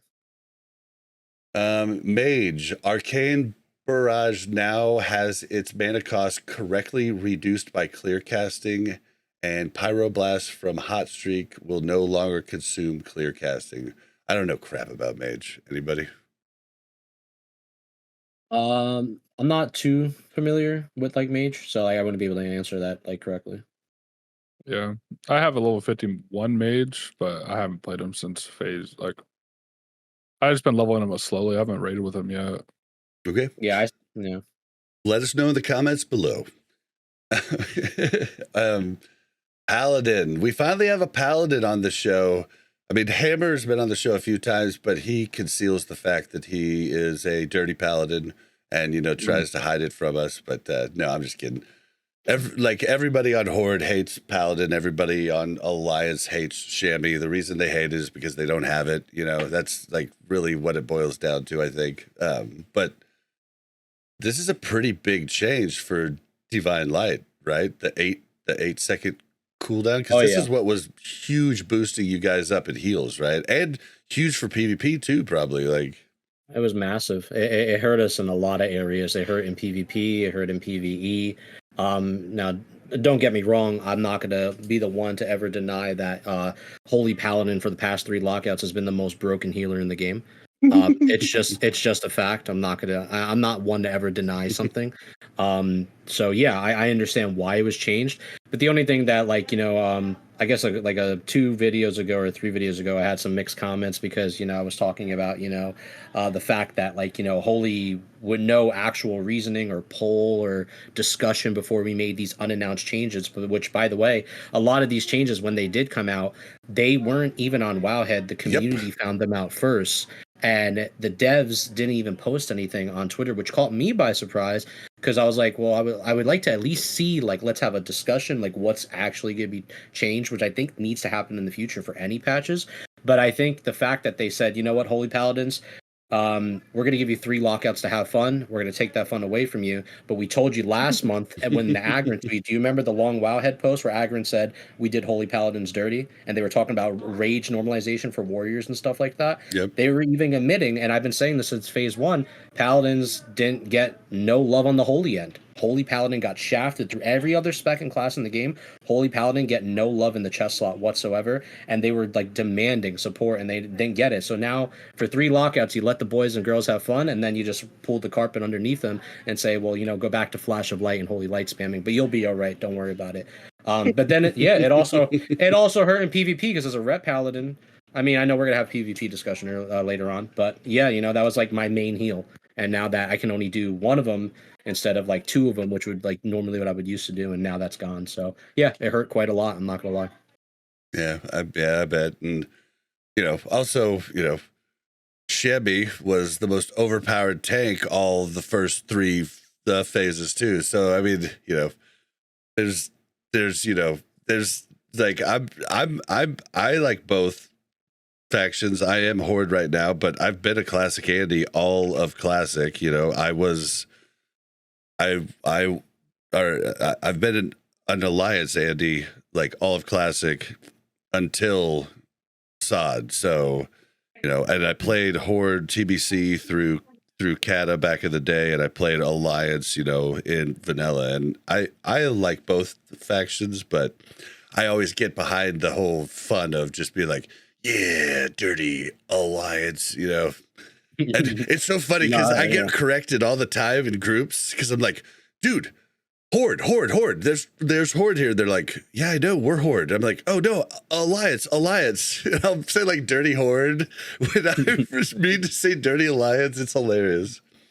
No, it happens too. I feel you, man. I play both Ally and Horde like now in SOD, and I will say, man, like it's you always get mixed up because it's like you're playing a BG and you're like messing up the Alliance, and it feels good. You're like, damn, and I'm getting 20 BG wins in a row, and I'm the Horde end, and then that's what I did with my buds back in like phase 2 and phase 3, and then you'll play on the Ally side, and you're barely getting like maybe 1, 2, or 3, but you're like, you know what? Screw them, Horde. So we're taking these W's when we can take them. I'll tell you, I do love to punt gnomes though. Oh no, for sure. For gnomes. No, yeah, we gotta kick those gnomes. Even as an ally, we kick a couple of them at the cathedral every now and then. So we pack them up. I just think of No Hit Jerome's videos where he's like, he's kicking the gnomes. I still don't understand why he stays on 1 foot. I have not figured this part of the equation out. But he almost falls every time.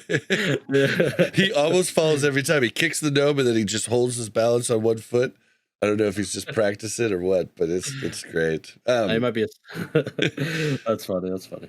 So main Gosh Rune will now, this is for Rogue, main Gosh Rune will now correctly be consumed when you parry an attack regardless of the type of enemy you're fighting. I'm assuming it wasn't working for PvP or so. I don't know, but I don't know many people that actually use that.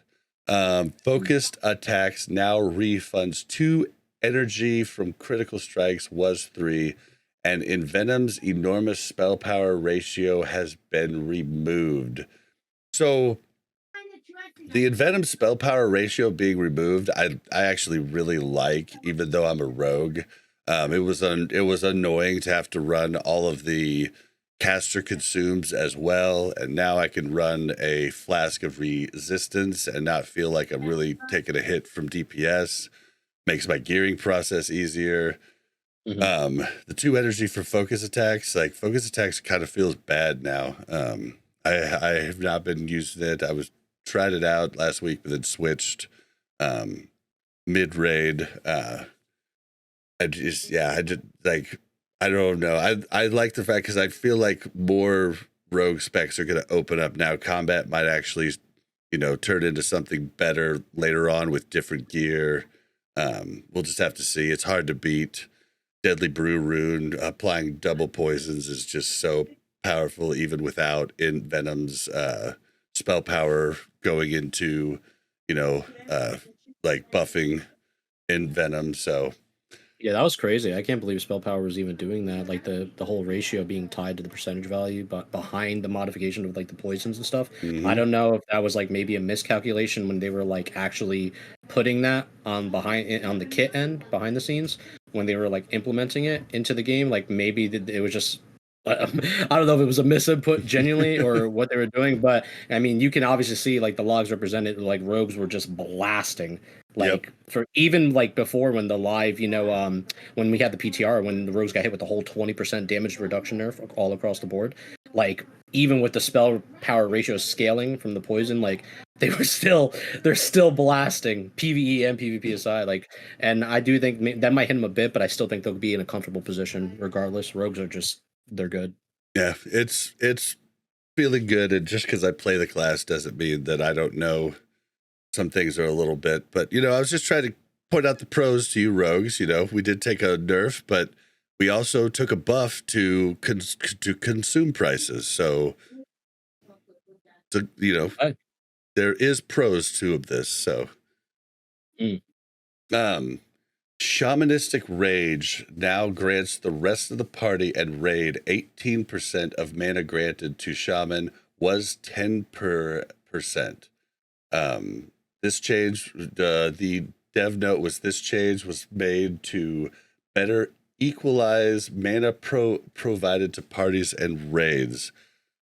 And I don't know, mana feels like a non-issue in SOD for everybody but Discipline Priest. I don't know if I'm wrong on that, but that's what it really feels like. It feels like every innervate goes to your Disc Priest, and they're the only ones that actually run out of mana. Am I wrong, or am I kind of right? Well, I mean, I was healing on Wrestle Druid this phase too, like when I made my Druid. I don't believe that's right. I mean, if you get your two set as a Druid, you get an innervate for yourself and somebody else. So no matter what, they're going to be putting on the healers only, on the priests only, because shamans, I have 8k health or 8k mana fully buffed with my Flask of Wisdom, and I'm getting 75% of that mana back every minute. Plus Water Shield, I get a chance to get mana back. But I feel like, I mean, druids have a mana problem too if they're not careful or if the fight goes too long.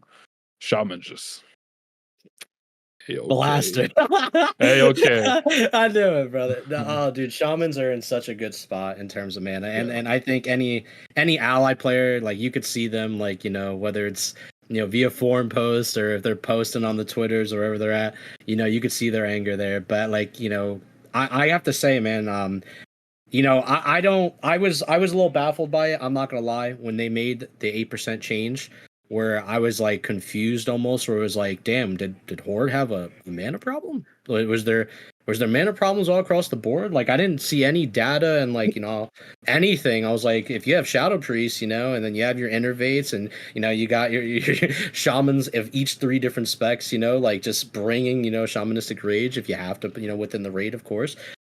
Where's the mana problems? And then like I'm looking over to the ally side, and we have our Shadow Priest as well, so the mana problems, with the Shadow Priest, it's definitely no issue there. But if you don't have your Shadow Priest and you're just counting on Seal of Martyrdom, it's like, where is the raid getting mana back? Because if you don't have a good fast 2.0 swinging weapon, which some of the Paladins, either if they don't have it by now, they're they're trolling the raids. Unfortunately, it just is what it is, right?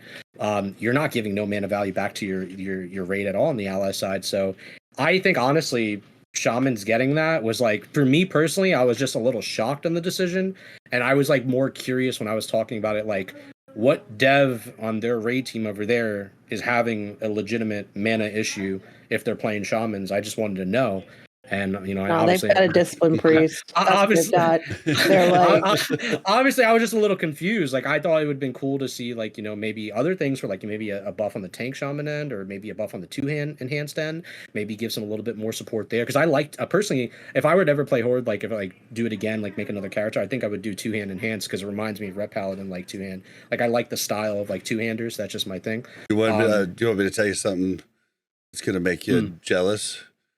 What's that? Our raid has a Hand of Rag, two-handed enhance, and he got it week 1.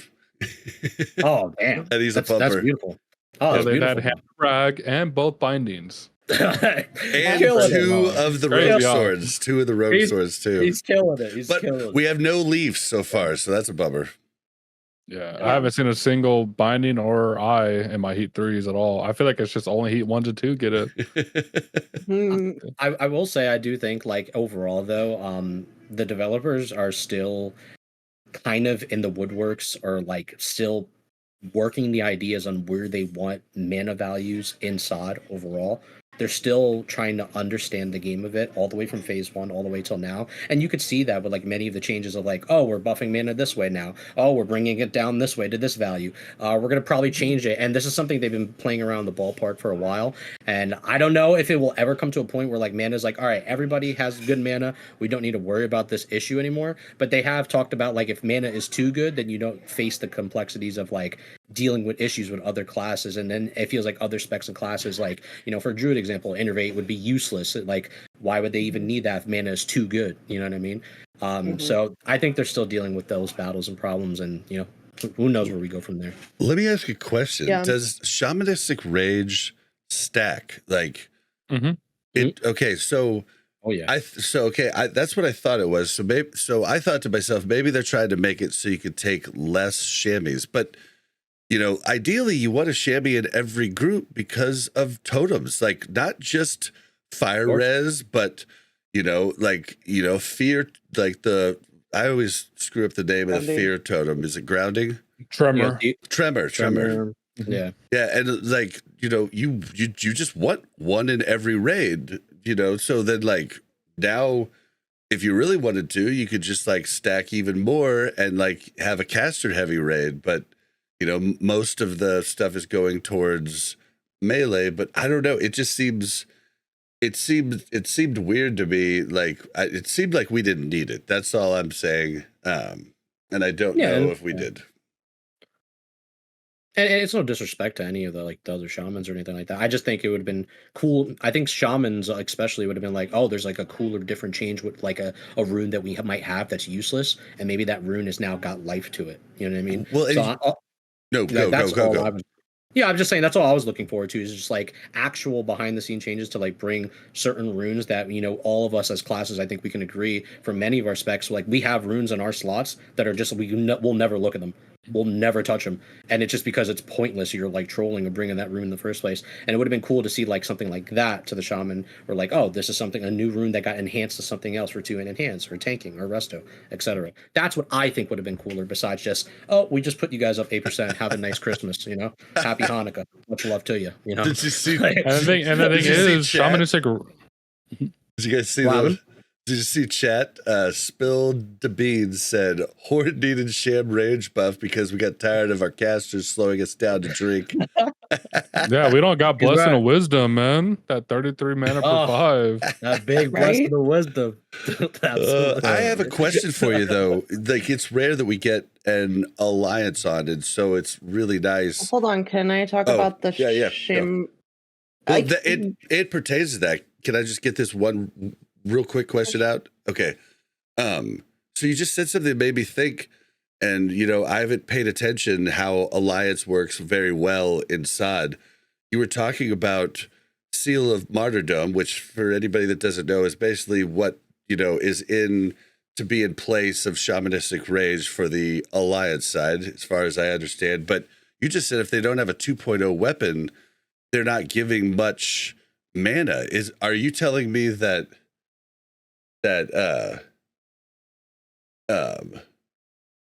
it's from hit? Yeah, but are you telling me that like really only your rets are the ones giving you back mana? Tanks. Your tanks. Well, your tanks as well too. So like your tanks will use Seal of Martyrdom, and like this is before if like you get the new 6 set piece bonus. If they decide to do because there's 2 style of tanking in currently on the Alliance side for Paladins. There's deep prot tanking, which is extremely juicy, and prot Paladin is in a really good spot right now. And there's also 2-hand ret tanking, which is still really strong and very. It's a more aggressive style where you're trying to go for more faster mana. As well, and you're trying to dish out more damage as well. So the thing is that since Seal of Martyrdom is like, you know, kind of the whole fast 2-hand style based Paladin is based off of Wrath. So like you doing more damage per swing, more hits per swing is equalizing to more mana per everyone getting in the raid, you know? So you have to swing faster, and especially like, you know, it's really important to have like trinkets like Hodge, right? I think, you know, warriors, rogues, you know, all melee, we're familiar with Hodge. And having other things that give you like a faster repeat attack. There's a weapon as a Paladin I use even called Typhoon where you get a chance as an extra attack. You know, it's extremely juicy. And it's just stuff like that to help dish faster attacks to get more mana going back to the entire raid. So what you're telling me is Holy Paladins don't give you shit for mana, whereas Resto Shamans do. Well, they give Blessing of Wisdom. Yeah, Blessing of Wisdom. Yeah, no, but I'm saying for Seal of Martyrdom. Oh yeah. Like as far as like that's not really important for them, to be honest, because they only in times of like certain fights, like if they're like close up on the raid, you know what I mean, or close up on the encounter, like, you know, use the usage of Seal of Martyrdom, that can be, you know, used. But when they're not involved within like the area and they can like stay on the back end too, it's not really like a thing that we're getting from them. So really the main source of mana for the raid is either A, Shadow Priest, or B, you're damaging Paladins. That's whereas every Paladin in the raid as Horde gives good. Or every shaman in this horde, yeah. Yeah, I guess you would probably have. It'd be better. Like the caster ones would still be better because of the way shamanistic rage works, as opposed to. Okay, interesting. Yeah, it is what it is. Backwards, yeah, interesting. It is what it is. Like at the end of the day, like I think we've come to an understanding and acceptance now as ally where we have to just take what we can get and just move on. if the devs want to, like, you know, take a look at, you know, the kids on the block over here, then we'll say what's up, you know, hi, how you doing? We can there's some love over here. But then I do understand the Horde's perspective on, like, you know, why they have issues with like Paladins and other, you know, senses like PvP. We'll save that combo for later, and I totally get that. But you know, it is what it is. That's all I can really comment on that. Okay. Yeah, I think. And then what? Oh, sorry. I was just going to say, go ahead and ask your question.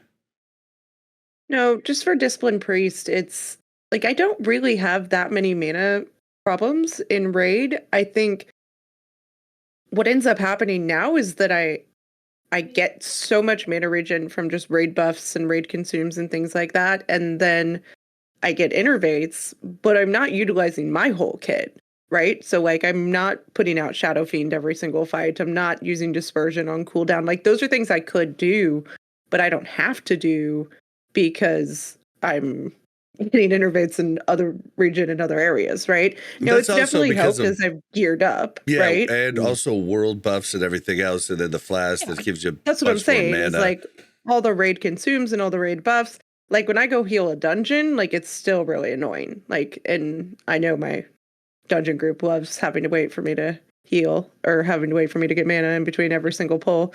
But listen, if you're going to pull and you're the tank, I'm sorry, you're probably going to die if I don't have at least half mana, because I'm not getting up. This water's expensive, okay? Listen, if I take a good water, I'm not going to let it go. So no, I feel gotta learn that. Absolutely.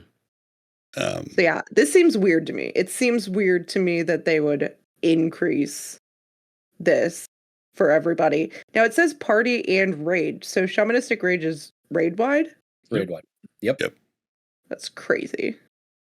Yeah, it's been like that for a minute now. Yeah, I remember on my hunter, if I was in a raid where we had 2 or 3 shamans, you know, because I ran with Bobka's Sunday raid. So like one, you know, it was tons of alts and stuff, you know, it was like an alt raid. And, you know, some weeks we'd have 3 shaman and I'd have to actually switch my aspect over to the mana one, at about 30% boss health in lots of fights, right? But then we'd have 7 chamois the next week, and I wouldn't even get to half mana ever. It was just absolutely nuts, the difference in playstyle depending on the groups. And I always don't like the stacking stuff, but we had one good week in Sunken Temple. That was the week me and my guild, we were trying to go after we were all challenging each other to get like top 50, top 25 for the logs this week. And that was like the first week I got top 25 on the logs. And nice. That was the week that Seal of Martyrdom's ratio was at 133 or 130% mana return back value. And it was the most disgusting thing I've ever seen in my life, where we were all just looking around at each other. It was like, is anybody having fun here, or is people getting bored? I heard people yawning. It was pissing me off. I was like, what's going on out here? This raid's boring. This raid's boring as shit. It has too much trash. What's going on? But regardless, Sunken Temple obviously had its issues. But yeah, it was insane. And then they just took that away right away. They're like, nope, let's bring that back down. And ever since then, it's it hasn't felt good since that 1 week. I was like, man, that was a great week. It was a great week. It was. I miss phase 3 because of that week. Oh man. Yeah. Well, so yeah, the next bit of news, I just kind of wanted to look at the the most recent week, damage statistics for raid. I like last week because rogues are on top. Rogues are on top, that's where they should be. It's it's just the way it is, guys. Leave comments below how bad you are. But then you click on the link in the thing and you see up to date right today, as of, so the numbers on Wowhead stuff was as of, Monday, but now as of today, feral druids are pumping. And oh yeah, I see this as a problem with, I talked about it in Wrath, late Wrath. If you have somebody with that good of a kit can innervate, can battle res, can, swap to a tank if your tank dies and still be able to finish out the last of a boss. This is, literally feral druid right now in Classic is a, what they call, hero class, Death Knights. Yeah. It's literally a hero class right now, and that's a little concerning. But at least rogues are number 2. I don't know. How do you guys feel? Let I'm the sure ferals have their day, Bob. Come on, Yeah, they're stop never on the what? fire kitties. Leave the fire kitties alone. You know what? I have to agree with Mel there. I'm not gonna lie, because my boy. You guys obviously you've had him, Ebonheart. He's he's great. He's a great guy, and he's a big druid main. Shout out to Eben, even though I hate you. Much love to him. He can, but yes, let the fire let the fire kitties have their day. Honestly, this is the thing that is happened with them. One of my best friends, he stopped playing WoW now, but I know him personally, and we played to phase 3, and he had to stop because of work. But he was getting burnt out too, because he felt feral druid just didn't felt fun. It didn't feel as good as it should for a DPS spec. And I think when you have it, here's the toughest thing, right? When you have a class that's a hybrid class, it's not just a raw DPS spec. So hunters, rogues, right? Mm-hmm. Even warriors, even though they have the tank spec, but it's still fury and arms, right? So it's really those 3 classes. Even mage too, I would say. Yeah, true. That is true. And now they have the healing off. So when you have these DPS specs, is what I'm getting at. It's hard to not say, yo, these DPS specs need to be up here, because they're DPS specs. They gotta scale somewhere, right? Whether it's through either vertical or horizontal, the conversation or whatever, a lot of people are having for SOD or the future of WoW in general, right? You have to have top specs. And I do think normally, no matter what, hunters and rogues are 2 of those classes that have to be up there, because they're just raw DPS specs. And I feel it's tough when it comes to druids, even paladins and shamans, and those 3 in a category if you put them together, because we bring more utility to our raid and assistance that Warcraft logs don't reflect. Yep. Like Warcraft logs don't show every single. It shows the data. Do not get me wrong, but like the in-game moments, the decision making, like the actual human interaction, when we see somebody and we just do something that's a game-changing play, like that's what I'm talking about. And I feel like when it comes to like feral druids, they've had their time too far like down below, and this is the one phase they're finally getting their time to shine. I mean, hell, they're flaming kittens now, and they're getting prioed on Hand of Rag, and they're doing a lot of damage. So I honestly say, like, let them have fun. Let's see where we go this phase, and then there can be that discussion on what happens in the future. I don't really have a massive gripe with it. Maybe people do, but me personally, I think this is the first time they've ever had a chance to shine in Season of Discovery. Let them have their chance in the sun, Yeah, I mean, I don't know if people actually get my bad humor, but I'm really joking. I get you. I get you. Like, and it's I do think it is a little rough.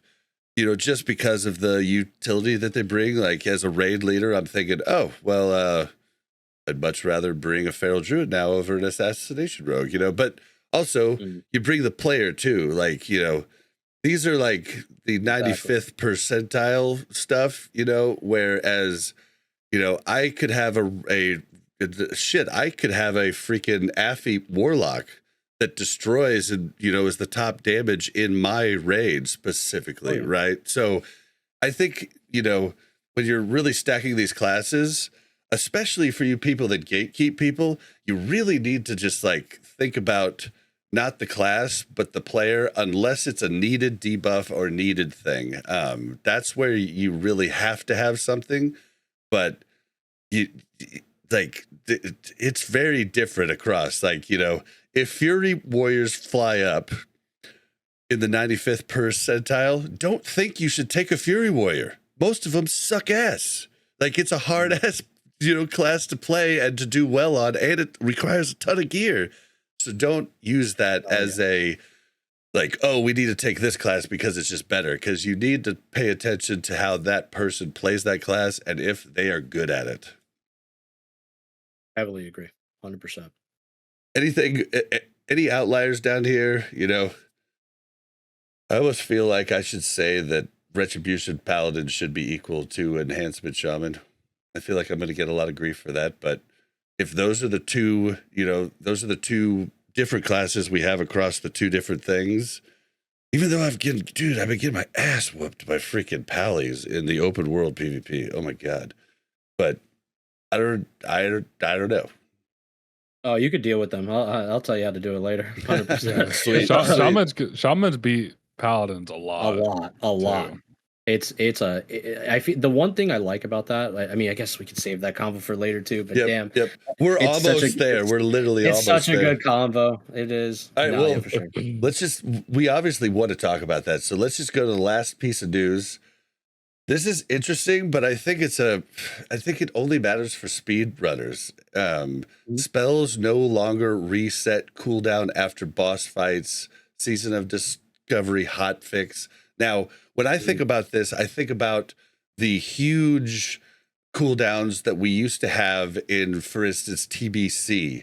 Like, like Bloodlust was like, a pretty big cooldown, and you'd have to wait for polls to have it come. But every single one of these I don't even know if I saw a 5-minute cooldown in this list. It's like Icy Vase, Portal of Summering, Ancestral Guidance, Hand of Sacrifice, Avenging Wrath, Dispersion, Homunculi, Eye of the Void, Pain Suppression, Shadow Feed, Enraged, Regeneration. These are all like 3-minute cooldowns.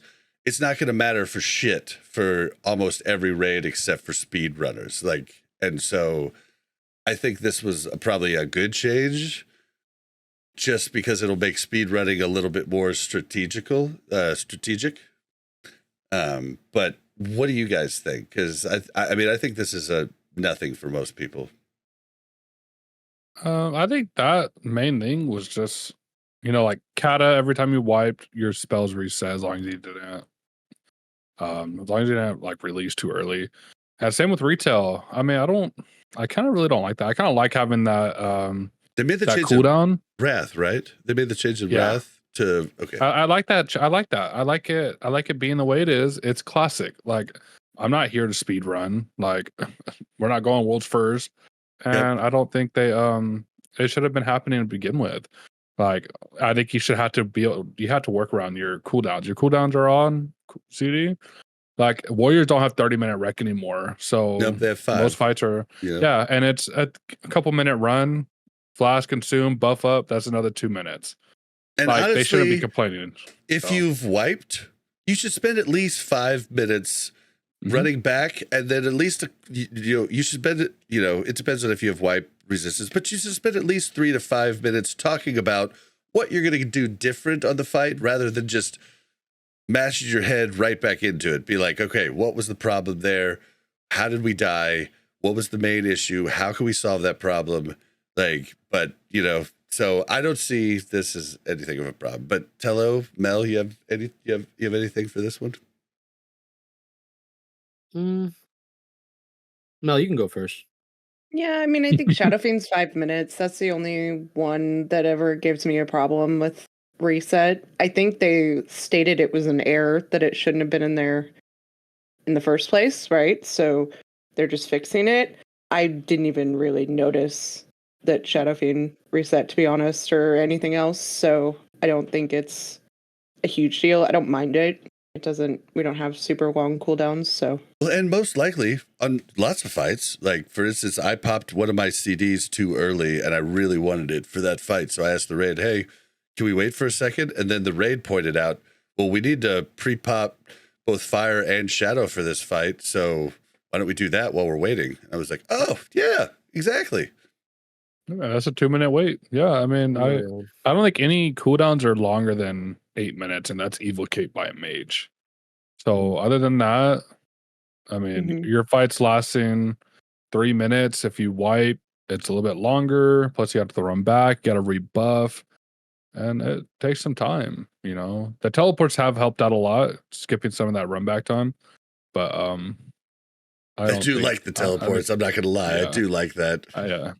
These are also after the boss is defeated, they would reset. So I don't know that there's any boss that you can get to in a normal raid group before all of these would be. Well, that's what I was saying. Speed runners would want to pop cooldowns immediately again for trash, and then whereas most people, I'd say the vast majority of people don't pop cooldowns on trash because they don't have a good gauge of time before they're going to get to the next boss, and they want to make sure everything's ready for the next boss for their boss parse. But that's a bad thing. Like Zyrene was on the show, hundreds of 100 episodes ago, talking about how that's like what most people do, and your best bet is to be able to pop CDs on trash, like to make it go quicker. But yeah, that's why that's the only way I see it as a problem is speedruns.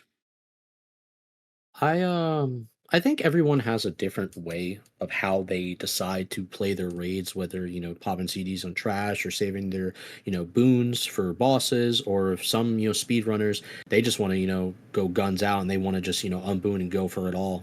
Quickly kill everything, try to get to every spot, every douse efficiently as possible to, reach that end goal. I never had an issue with speed running in general, because I think it's, the minute you start outing certain communities and saying, oh, they are not allowed to have fun, you're not allowing people to be explorative within World of Warcraft. You're not allowing people to do whatever they want within an MMO that they pay for each month. I mean, it's an MMO that they could do anything. Some people I know just like to do fishing and skinning and professions. Some people I know like to just, do open world PvP. Some people are just PvEers. There's a lot of different ways you can approach World of Warcraft. But I do think I understand, the point of this not needing to also be a necessity of everyone needs their cooldowns immediately, because this is still something based off of classic at the end of the day. We should be able to, enjoy the time of going through these raids, especially if you're with a competent raid group, all your friends, you took the time off on a Friday night, Saturday, Sunday, whatever, to go through this raid. That you're going to go through it efficiently, regardless if, Wings is on cooldown, Rage is on cooldown, Dispersions is on cooldown, Evocate's on cooldown. It doesn't matter. You're going to get to the next boss, and by the time you're at that boss with buffs, like everybody was saying and Ben was saying too, you're going to be there. You're going to have your CDs back up. It's really not that big, massive of an ordeal for, you have to wait 30 seconds. Like, dude, just go use the bathroom. With all due respect, it's not Get some water. Get some water. A couple Poland Springs, one there, another there. Just get, maybe one over here.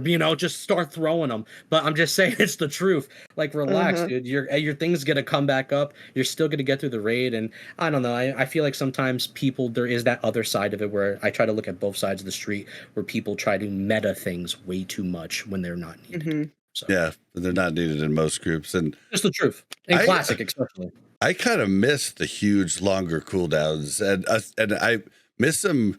The biggest reason is for speed runs. I loved in Classic, when you're watching a speed run from Onslaught, and and you're like, what boss do they decide to pop all of their bloodthirst,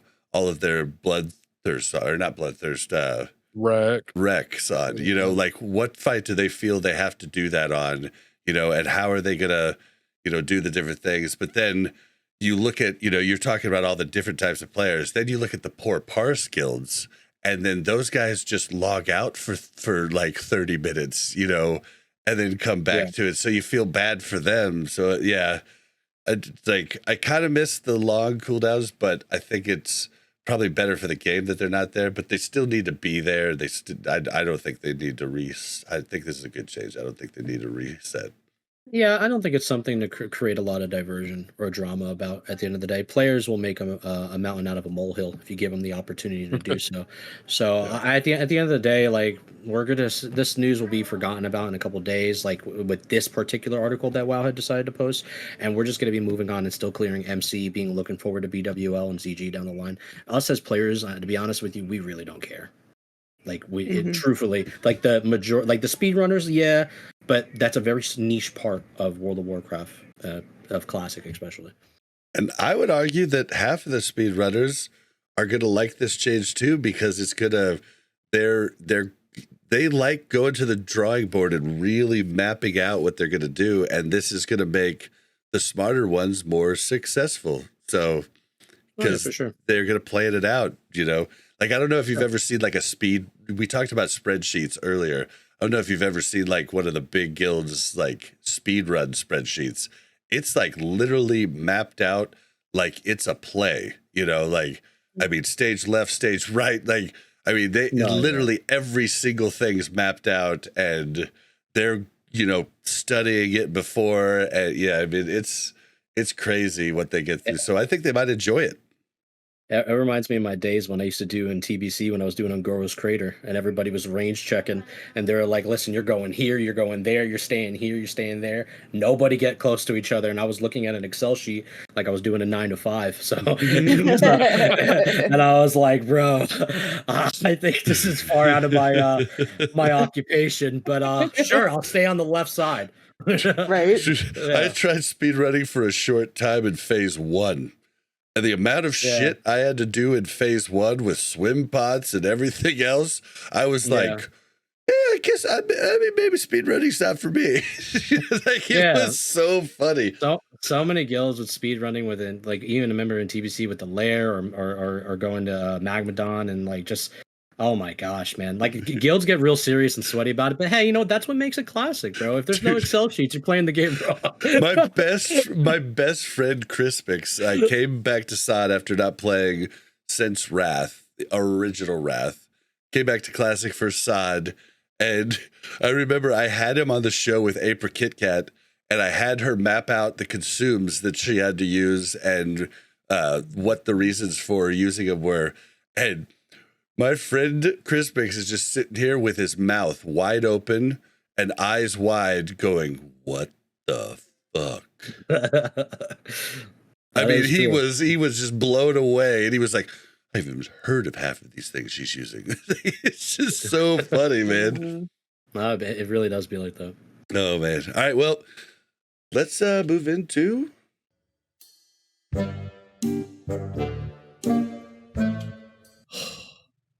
Bobby, we need to have a talk about this World of Warcraft Classic. Do I look like I know what a WoW token is? I thought you might get a kick out of that. Simon Eyes almost loses it every time he's on the show when that comes on. He's fun, man. Simon Eyes is a good person. Oh, That's Simon Eyes is funny. good people. He's a fun guy. All right. So discussion. State of PvP in SOD. And I'm literally thinking, I know a lot of people love Warsong Gulch. I'm not a huge fan. I don't like I liked doing it in phase 1 where we still could do pre-mades. I really liked pre-made against pre-made, and I really liked stomping the non-pre-mades. I liked both of, I liked the fact that we came ready and we were able to dominate because we came ready. And, I still don't like consumes like, free action potion and things of that nature used in BEGs. I wish that wasn't a thing, but it is. But I really love Arathi Basin for phase 1 or phase 2 and 3. I lived in there. It was my raid log spot. Like if I was in a raid log mode, I was in Arathi Basin mode. Ben was in there with me all the time. Lubes was in there with me all the time. Mel'd come every once in a while. We had a freaking blast. We dominated. We had a good time. And now, nothing. It's a Arathi Basin weekend. I did see that there were 2 games going on. I'm still trying to finish up my AV stuff, so I didn't actually jump in. But there's no BGs going on besides Alterac Valley, and most the min-maxers are in the mountain. I remember you in the mountain. They're in Blackrock Mountain doing PvP there. And it's not great PvP because if you're in the group trying to do PvP, most of the people you're running into are poor people just trying to get to their raid. And I think it sucks for you because they're just literally a sponge and they're just literally trying to die once so they can get in the dungeon. And then for them, it's just a really shitty thing that they have to like get by. And it's bad all around. I don't know why they put it in there. I have pleaded with Agrend and Zyrene and a couple other people to please just take it out of the game. But I don't know. I don't know what the answer is. All I know is that PvP sucks right now, and I want to play Arathi Basin, and I don't want to play Turtle Alterac Valley. Like, I just want to get my Alterac Valley rep done, get out of there, and go back to Arathi Basin, but I'm afraid no one's going to be there when I get back. Yeah. What do you guys want to talk about first? Maybe the fact that they keep changing AV. They're making it less and less honor. I don't know if you noticed that over the weeks.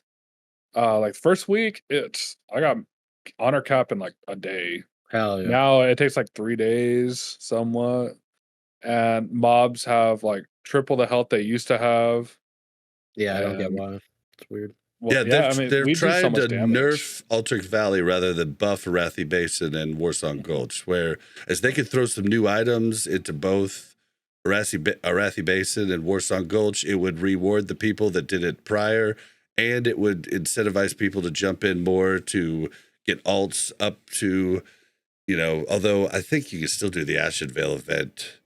And yeah, you could do Ashen Veil event all the way to Exalted, and you could do Stranglethorn event. There's people that sell the Stranglethorn event. They just have a bunch of characters and they just keep killing them. I mean, hopefully people aren't doing that because RMT.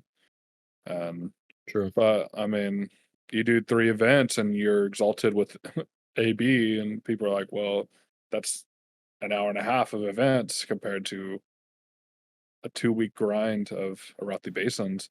So people like to take the short route, and it kind of sucks. So those type of events really like killed a lot of our gameplay as well.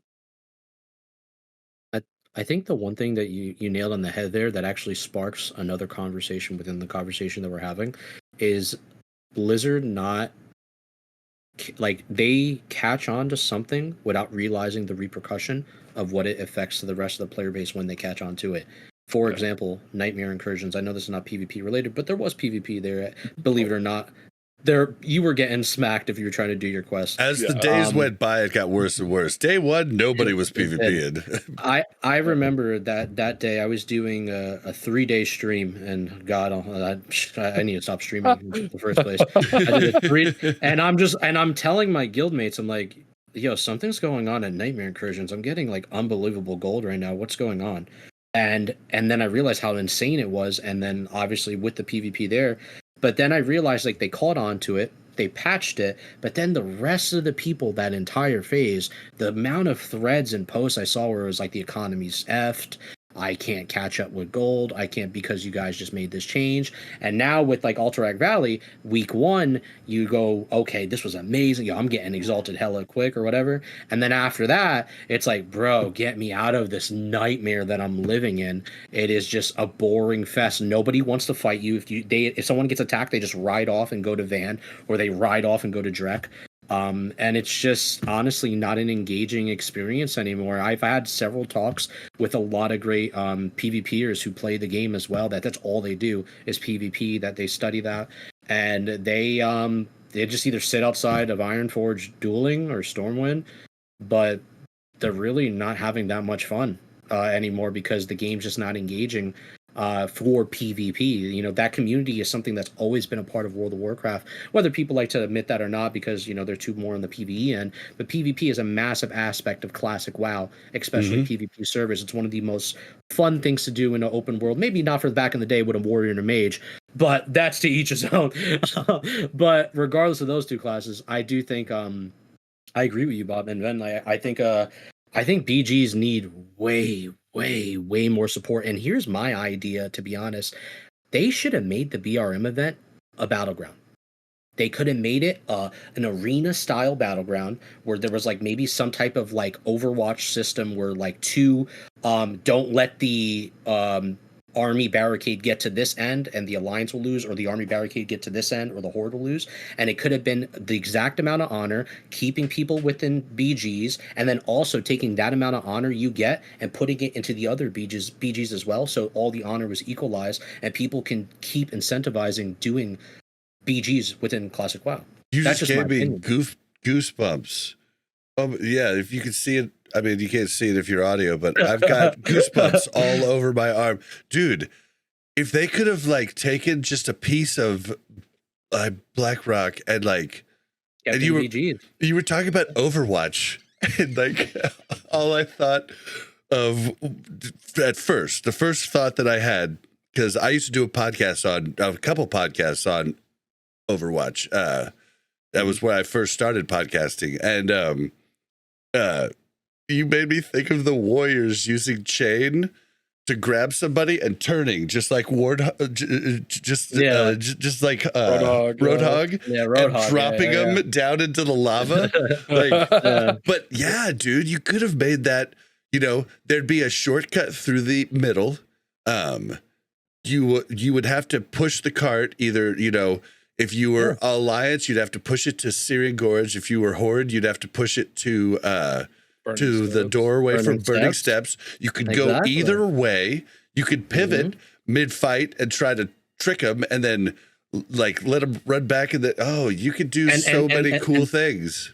And think about it like this: who would be in the front line? Your prot tank warrior, your prot tank, your shaman tanks. They would be leading the charge. Your healers in the background, casters in the background. Then you have your rogues sneaking around the back, causing ganks, you know, and causing these issues. And you can even make limitations where you can't. The dog even likes it. There it is. You know, we're howling. You know, I got a tiger mask. They always call it the wolf, but it's not a wolf. It's a tiger. All right, from Tekken. Damn it. All right, but besides that, I played in Tekken Tag tournaments back in the day. Yeah, PS2. Yeah, that's king. But basically, I do all of King's grapples. Yeah, absolutely. And I just think, like, you know, it's stuff like that. It's I know, like, you know, we're just the community, and the devs can take our, you know, advice with a grain of salt at the end of the day. Obviously, we're not forcing anyone to, like, you know, say, yo, this is the definitive idea. But it's about speaking about the ideas that spark conversations that lead to possible solutions where the devs can go like, you know what? I like the way that sounds. Let's actually let's do something with that. Let's consider the idea, because right now, if no ideas are considered, you're gonna have no Warsong queues. You're going to have barely any Arathi queues. You're going to have boring Alterac Valley turtles, which lead to nothing and just endless boring grind that nobody is enjoying. And you're just going to have BRM event, which is the most overpowered way right now to get honor, because I literally got 40k honor the other day from doing BRM event. Like, it's insane. Like, you can get up to 40k on a good night within a that window that it gives you for the event. It's disgusting. So if they don't do something about PvP, and that's just the event, there's also discussion about, like, you know, class imbalance when it comes to PvP. I know that's a big thing, and I know that's when, you know, me and Ben were talking about a little earlier about, you know, the whole Pally Shaman talk. I think that's where it comes to the discussion of, like, where we also actually shine when it comes to outside of PvE. Because, like, in PvP, Paladins are pretty damn dominant.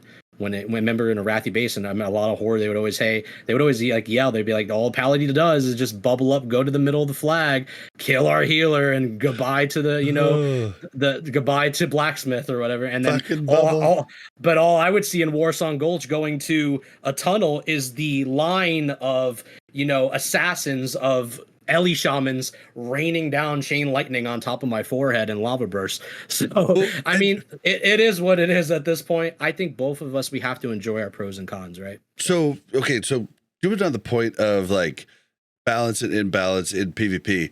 Okay, so I currently play, like, when I played my hunter in phase 3, I could take on anybody, like, literally any. I could even kill the ranged hunters, like, as a melee hunter. It was absolutely absurd. But my rogue always had strengths and weaknesses. And here, you know, the only PvP I've done so far in BGs is Alterac Valley in phase 4.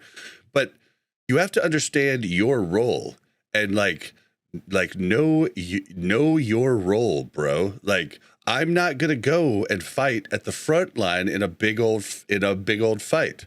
I'm gonna either, if I'm real ballsy that day, go to the back line, CC the healer, try to knock him out quick, and then try to get away before I get killed by the front line. Or I'm gonna go cap towers, or I'm gonna go, like, you see what I'm saying? Like, that's my role. If I was playing my warrior, I'd be getting a pocket healer, and I'd be going in like freaking, you know, like a badass mofo, you know, like, that's the difference in play style. You shouldn't expect a rogue to be able to be in the front line. That's just not their role. So I do like the different roles. I don't want everybody to be equal, right? But yeah, I don't know. Yeah, that's where I was going with that. I'm trying to think of the other thing that I wanted to talk about to the prior point, but I mean, do you like that? Like, do you like that type of style? Maybe people that play rogues, like, they bitch about it. They're like, oh, I can't get any honor. Well, yeah, you're never going to get the frontline honor unless you just sit there stealthed and don't do anything to help the team. So you need to find ways to help the team. And, like, I do it all the time as a rogue, and, you know, but it's usually doing towers, you know, and, like, getting those cleared out. And it's a little bit more of a boring job than a warrior's job or a ret pally's job or a prot, you know, but that's your role. What do you think about that, Ven? Like, the whole, like, chess style, like, in Classic, in comparisons to, like, a lot of other versions of WoW, where I guess more people decide to, you know, pick and choose their position on the battlefield rather than everyone just trying to, you know, run up to the, you know, one another like a chicken with their head cut off style, you know, just like run and gun style, you know?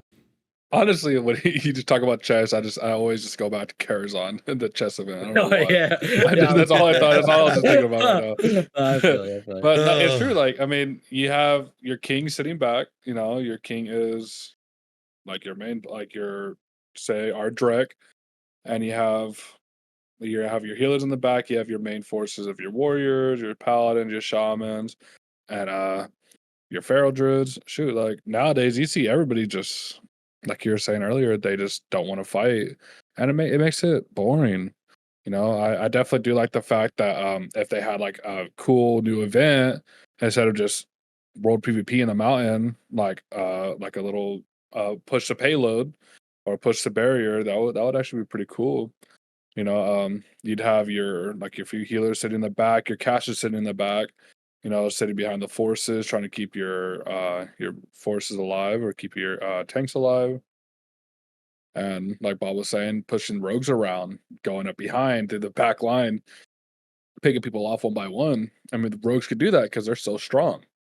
Yeah. And I think it would be really cool to have a new type of event and having that type of chess strategy. It's kind of like Battleship. You gotta pick and poke certain places to see where the weakness is, and then it starts crumbling. And 100%. I never thought about that. I should have, because I should have thought to like Winter Grasp, like, and then like I would want it to be like a 40-man thing for the BlackRock thing, but I'd want it to be 40 against 40, not 80 against 40 at this time of day, and the other 80 against the 80 that had 40 later on in the day. You know what I mean? Like that would be fun. Yeah. And What was that BG and RAF with the catapults? Do you remember that? That was Wintergrasp. yeah. Wintergrass, right? And Wintergrass, that was the one. All right, and you can Wait, literally no. have that. Okay, wait. Which one are you talking about? So there was like catapults. Strand of the in- Ancients. Strand of the but Ancients. Strand of the Ancients came out later, and you could shoot yourself with catapults. I remember me and Joardee joined that, and it was like, and we got to kill Ale and a couple of the devs like on the testing thing. It was a really fun time. Well, how sick would have been? Because like if you really look at like BRM, like I'm going to say this. WoW has like a lot of obvious inspiration from like Lord of the Rings, right? Like like a lot of like things have to do. Especially with the mountain, Tolkien, yeah, the ring, and the fire, and that's Tolkien, right? That's why I talk about why I don't really like TBC, because it's like sci-fi with Tolkien, and I love sci-fi, but I don't really like to mix them all that much. No, but. yeah, I get that, and the thing is like some people like different lore for certain things, and when it comes to like original classic, like there's a lot of heavy inspirations based on like Tolkien lore. And the thing is like I could just imagine right now, like you have your horde on one side, and you have the alliance on one side, and they're all together in like in a 40-man like queue, and they're just pushing this payload together, and they're all running up the ramp, and then like you have the horde on one and ally, and it's a crazy. But then you could like send a crew to pincer them from behind. Like you could send a crew around behind, crew, and like a hitman take out the like healers, like a stealth crew, Delta Absolutely. Squad. I mean, it could be really cool. And it's not so big. Ideas. Like Alterac Valley, I think is too big, and that's always why it was like a pain. And like I don't think either of you guys played the real Alterac Valley back in the day, but everybody talks about wanting that back, and I just am like, dude. Those games took days. Literally, I'd go to bed, wake up, and get back in the same game. See, the biggest thing that players like WoW players don't understand, especially like the real hardcore ones that play only like I don't know, maybe more than 8 hours a day or something of that nature, that this is not the same WoW we had back in 2005. We're not at that point anymore. And I'm not trying to be disrespectful, but it doesn't have that much hype as it once did. It's not at the maximum celebrity status where everybody, your mom and dad's talking about World of Warcraft. My mom talks about WoW for sure because she hears me. We don't have Chuck Norris and Mr. T talking about South Park and all this crazy stuff. Talking about, you don't have yeah, like you don't have like the cool shirts and guides at GameStop and all this stuff anymore. Like it's not at that once big popularity, but I just really think that like this is why I still have faith in Agron and the team, because I like them so much, and they are communicative even though there is breaks. Like people are human beings, people have lives. I understand that, and that's why I come from that aspect, because I used to work a job in like the IT field where I know what it's like getting pulled to other projects. I used to be in IT too. Yeah, and having to take time off and do like massive things for like 3 to 4 people's job and not even getting paid for that job. So I know that pressure.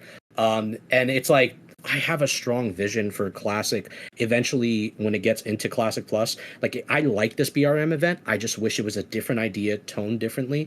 And there's so much more potential to it if it was a battleground rather than this open world onslaught where people can't get to their Ubers or Lobers or BRD and they're just getting slaughtered nonstop. And it's like, here comes the 12th run of the night back from the graveyard all the way back over here. You know, regardless of the STV change where they speed you up, like it's just still annoying. You know, I'm gonna take us back to a conversation way earlier in the podcast. Remember how I talked about I got my butt, like I got pushed in by this mage and this it was me and oh my gosh, I'm feel like a jerk. I'm forgetting his name. Awesome druid in our guild. Amazing hardcore player. Spending all the hardcore. No, it's been in all the hardcore stuff. Oh my god, all the different conversations. Starts with a G, maybe. Oh my gosh, I feel like a jerk. No. Druid, feral druid. Oh gosh. Glizzerkin? No, that's a priest, I think. No, it's the most famous druid in our guild. Like Gordon Ramsay. Yeah. I was with Gordon and we were getting our asses whooped, you know, by these there was other alliance there, but they were trash. Like it was really this paladin and this mage. This mage was amazing. I forget his name, but like we had to leave there, right? Like that's where the problem comes in with the Black Rock Mountain thing, is that's every hour. Like, imagine if that was in Winter Grasp, like where you're trying to farm echoes and everything else, you know, like that would have sucked. And I know there's not farming in the Black Rock Mountain, but Black Rock Mountain PvP was already good. Like, it was like, you know, maybe Alliance or Horde is being shits this day because they're pissed about something. That's a cool interaction. It was a cool interaction when I got my butt whooped in winter, spring, and I had to be like, all right, you know, I bow to you. I gotta get out of here. Like, you know, I was weighed, I was measured, and I was found wanting. And, you know, that was cool. Wasn't a PvP spec, I will say. But either way, like that's a cool thing. But if it's every other hour in Black Rock Mountain, that sucks. Like I think back to TBC. I was on White Main. We were Alliance. Horde was starting to take over stuff. We had just done raid that night. It was the one in, oh god, the Blue Land. Serpent Shrine Cavern. Yes, and the Alliance, when we would die 3 to 4 times trying to zone in. We later figured out how to summon behind the thing, but like that was way later. It took us. We were supposed to start raid. We didn't start raid until 40 minutes after because everybody had to do these long run backs and just kept getting killed over and over. So me and 7 other people that night were like, we're going to give it to the fucking Horde, dude. We're going to give it to them. The daily today is Black Morass. I know that if you die between where you walk in the corridor of Black Morass to the dungeon entrance, if you die there, instead of respawning right there, you respawn at Tannerus. So I was like, let's screw them. So we sat there for an hour and a half, 2 hours, killing people over and over again, giving them a 5-minute walk, and we'd kill them at least 3 times before they got into the dungeon. And even Paladins couldn't bubble because we had Mass Dispel. We had 2 Mass Dispels in the group. We planned it out. We wanted to make them suffer because we did. That was cool. But if we did that every day, that wouldn't be cool. You were there too. You were cackling and giggling like crazy. It was you and Kim that were the two priests. Revenge. Yeah. Okay. And that's a cool interaction. Whereas what's going on at Black Rock Mountain isn't a cool, like, player-made interaction. I will say this though, to at least, because like, you know, you're always gonna have those commoners and viewers that like, there's always gonna be people that disagree, right? You know, they're never gonna, like, see your point of view. And I will say wow, that's showing my age there. Sorry to interrupt.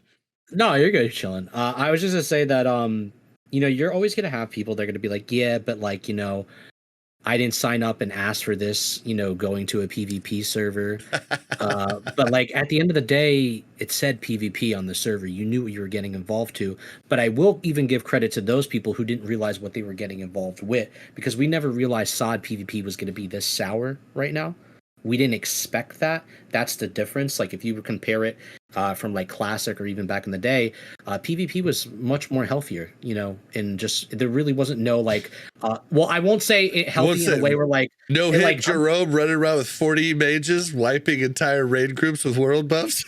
don't get me wrong. But I'm just saying like in terms of where SOD is right now and how overpowered our power scaling is, like max level damage in comparison to the damage then. That's what I'm saying about healthier. So that's the scale, like kind of equaling it out on, because right now you can get one shotted like this, like instantaneously, like just nuked. I think, and then in comparison to like back in the day, it depends. See, because I got the complaint all through phase 2 about the one shots and phase 3 about the one shots. And then every time I'm asking those people, well, what spec are you using? And like good friends, they're like, oh, well, I'm using the Mutilate PvP spec or PvE spec. And I'm like, well, if you're playing a rogue and you want to survive, you're going to need to be a PvP spec, taking the PvP talents. But people would use that as an excuse when they weren't PvP spec'd or PvP rune spec'd, and like you look at Black Reaper in chat, he actually wears, like I do too, but wears different gear for PvP. You need stamina, and people are just like, oh, I'm getting one shot. Yeah. And it's like a mage in Nomer that's using like the negative stamina gear. And it's just like, okay, well, of course you're getting one shot, So no, yeah. I don't know how bad it actually is, but I do get your point. In phase 1, it was definitely bad. It was definitely bad in phase 1. I'll give you that like any day of the week. Phase 1 pets were killing people without the hunter there. Dude, I remember, bro. I was in the wetlands, and whoever this hunter is, if he's ever watching one day, just know I'm watching, buddy, pal. You're on high alert, by the way. But this hunter was packing my ass up to a Wendy's for like three days. I was farming the pearls when they were going for a lot of money from the Murlocs. I think that this was like during. Man, this might have been even phase 1, phase 2. I was over there just selling pearls, I remember, because they were just going for a lot of money. And this hunter scorpion, it probably was during the end of phase 1. He was just packing me up. I couldn't do nothing to him. I was like, bro. I was like, what is this tank? I remember that the hunter's overfishing like a zone away. He's just chilling, and I'm like, bro, I can't do nothing to this pet. This pet is insane. And like I remember too during this was phase 1, because this is when pets were tanking bosses. They were tanking Kelris. A lot of hunters were tanking Kelris. I remember this. And even one of my old friends, well, he don't play anymore, but he was doing. We used him as a tank for his pet. Was a tank. Buff his pet. He's tanking everything, and it's just insane. Like where the meta's gone from like Shadow Priest being too dominant, and to like Boomies being a nut, like a whole Star Surge. Star Surge. Remember that in SPV? Yeah. Oh my god! Or just like feral druids running around, just like being able to run faster than everybody else, but being able to use Star Surge or not Star Surge, the Instacast, the flame one. Yeah, Sunfire. Yeah. I mean, it was. I watched Go just kill so many people just giggling while they're trying to catch him. There are so many metas. Like I remember in STV with like, the group of 5 mages just, constantly mana blasting and just like, arcane explosion and nuking everyone at the statues for like 2,000-3,000 coins. There was just so many different like metas that happened. And now we're to the point right now where we're just at this weird state where like, it's not even like about these metas happening anymore. It's just about like, just how kind of on the decline we all realize where PvP is right now, and it's just really sad to see it at that spot. I just hope one day Blizzard considers something sooner than later. I would love that, to be honest. Yeah, I mean, I think the Blackrock event is silly. I think there was already enough PvP in front of dungeon entrances and things like that, and I think you're never going to get people back in Battlegrounds if you can make 3 times as much honor just killing people in front of BRD, right? Like, yeah, no, I agree. You got to give them an incentive. I think it should be like, it should have moved a different location every like other hour. I feel like that would have been like super cool. Like think of like the Yeah, Dire Mall Arena. Like you have all these big areas. Like you 100%. have like this Silithus one. Like How there's do you so many places guys they could have done it. how do you guys feel Yeah. about bringing back pre-mades? Because I think a lot of people are liking the fact that they can group in BRM with 10 to 15 people. Well, I mean, when you do that, it's Friends. just such low honor unless you just do groups of 5. No. So I'm you saying make bring it it back to what it was in phase 1, where you queue up against everybody just like you do normally. Like not what it is now, where if you queue 6 or more, you're waiting for an hour and a half before they're finally like, all right, we'll put you against a normal team. I don't know. I thought PvP was super healthy then, and everybody complained about the pre-mades when what they should have been doing is looking into ways to get into pre-mades. I don't I know. mean, I'm gonna have to send you something later, Bob, because about Greek Warrior you just apologized about at the beginning of the show. I'm about to send you a little post about him about the pre-mades. You'll definitely get a kick out of it. But, I don't mind if they come back or not. I mean, I don't really PvP just to sweat that hard. If I was gonna sweat that hard, I'll just go open world and 1v5 people. Sure. So I had a Yeah, blast doing the sweaty ones, man. And I don't even like Warsong Gulch, and I loved doing those. I advocated a couple videos ago too about talking about how Retail WoW did this idea, obviously what you guys are familiar with, like the Plunder Storm thing, right? Mhm. Where they did the battle royale for Plunder Storm, and I tried it out. It was I think it was okay. I'm not gonna like be a hater or anything. I just wasn't for me. Not my typical game. But it was cool, the concept. And then I looked at it again, and like I was saying in my VOD, I was like, dude, wait, hold on a second. Let me look at this map. We're in the Arathi Highlands, right?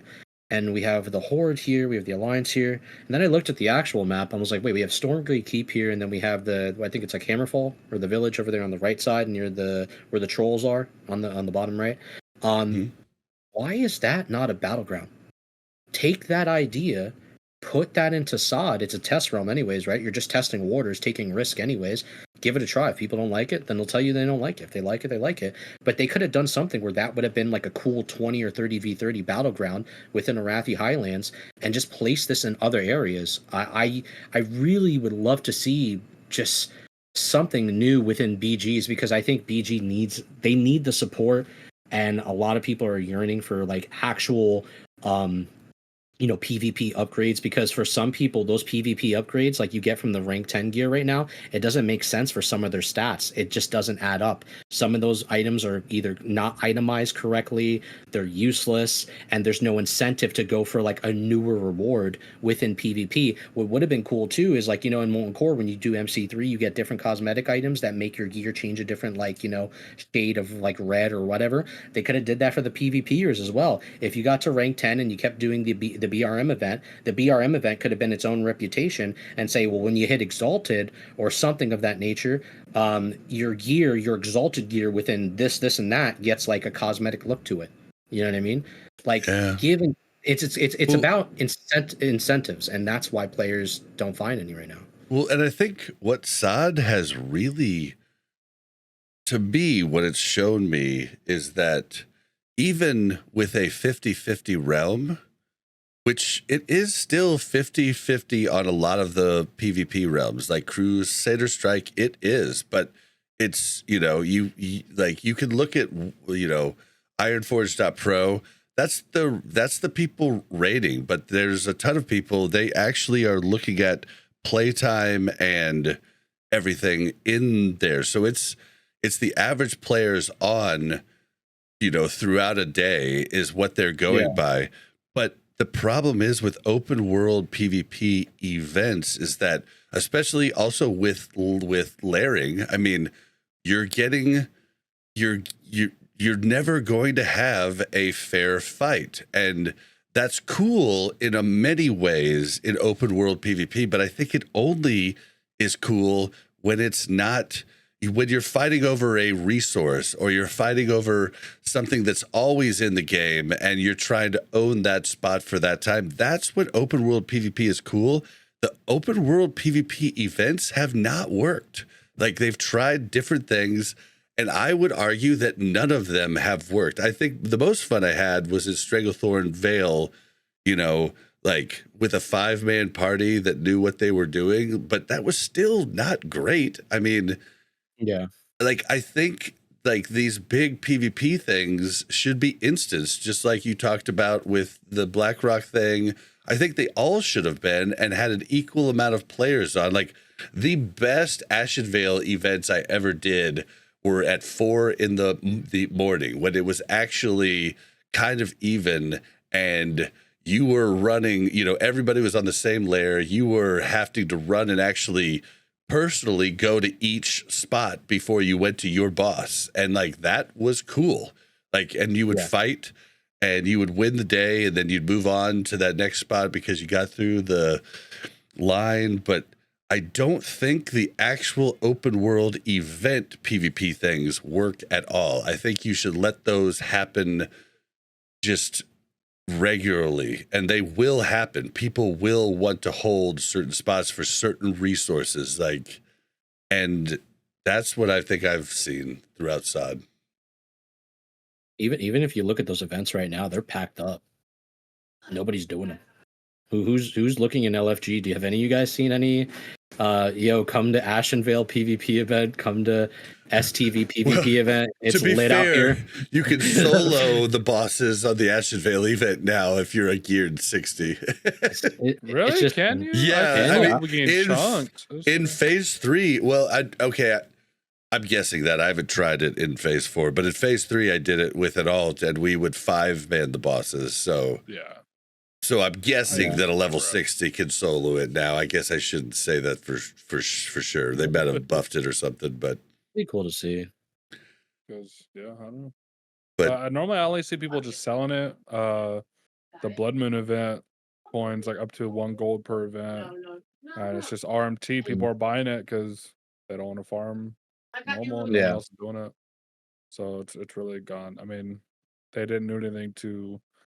I think if they wouldn't have put Blood Moon twice in a row, I think people would still do it. I think people just got fed up of doing Blood Moon over and over again for 2 phases. I never understood that. It's like, why would you and not to insult them, but like, why would you guys be like, oh, this is the new thing of the month for like PvP, like we're getting new PvE changes, but then for PvP, it's like, oh, it's just Blood Moon with updated currency and updated gear.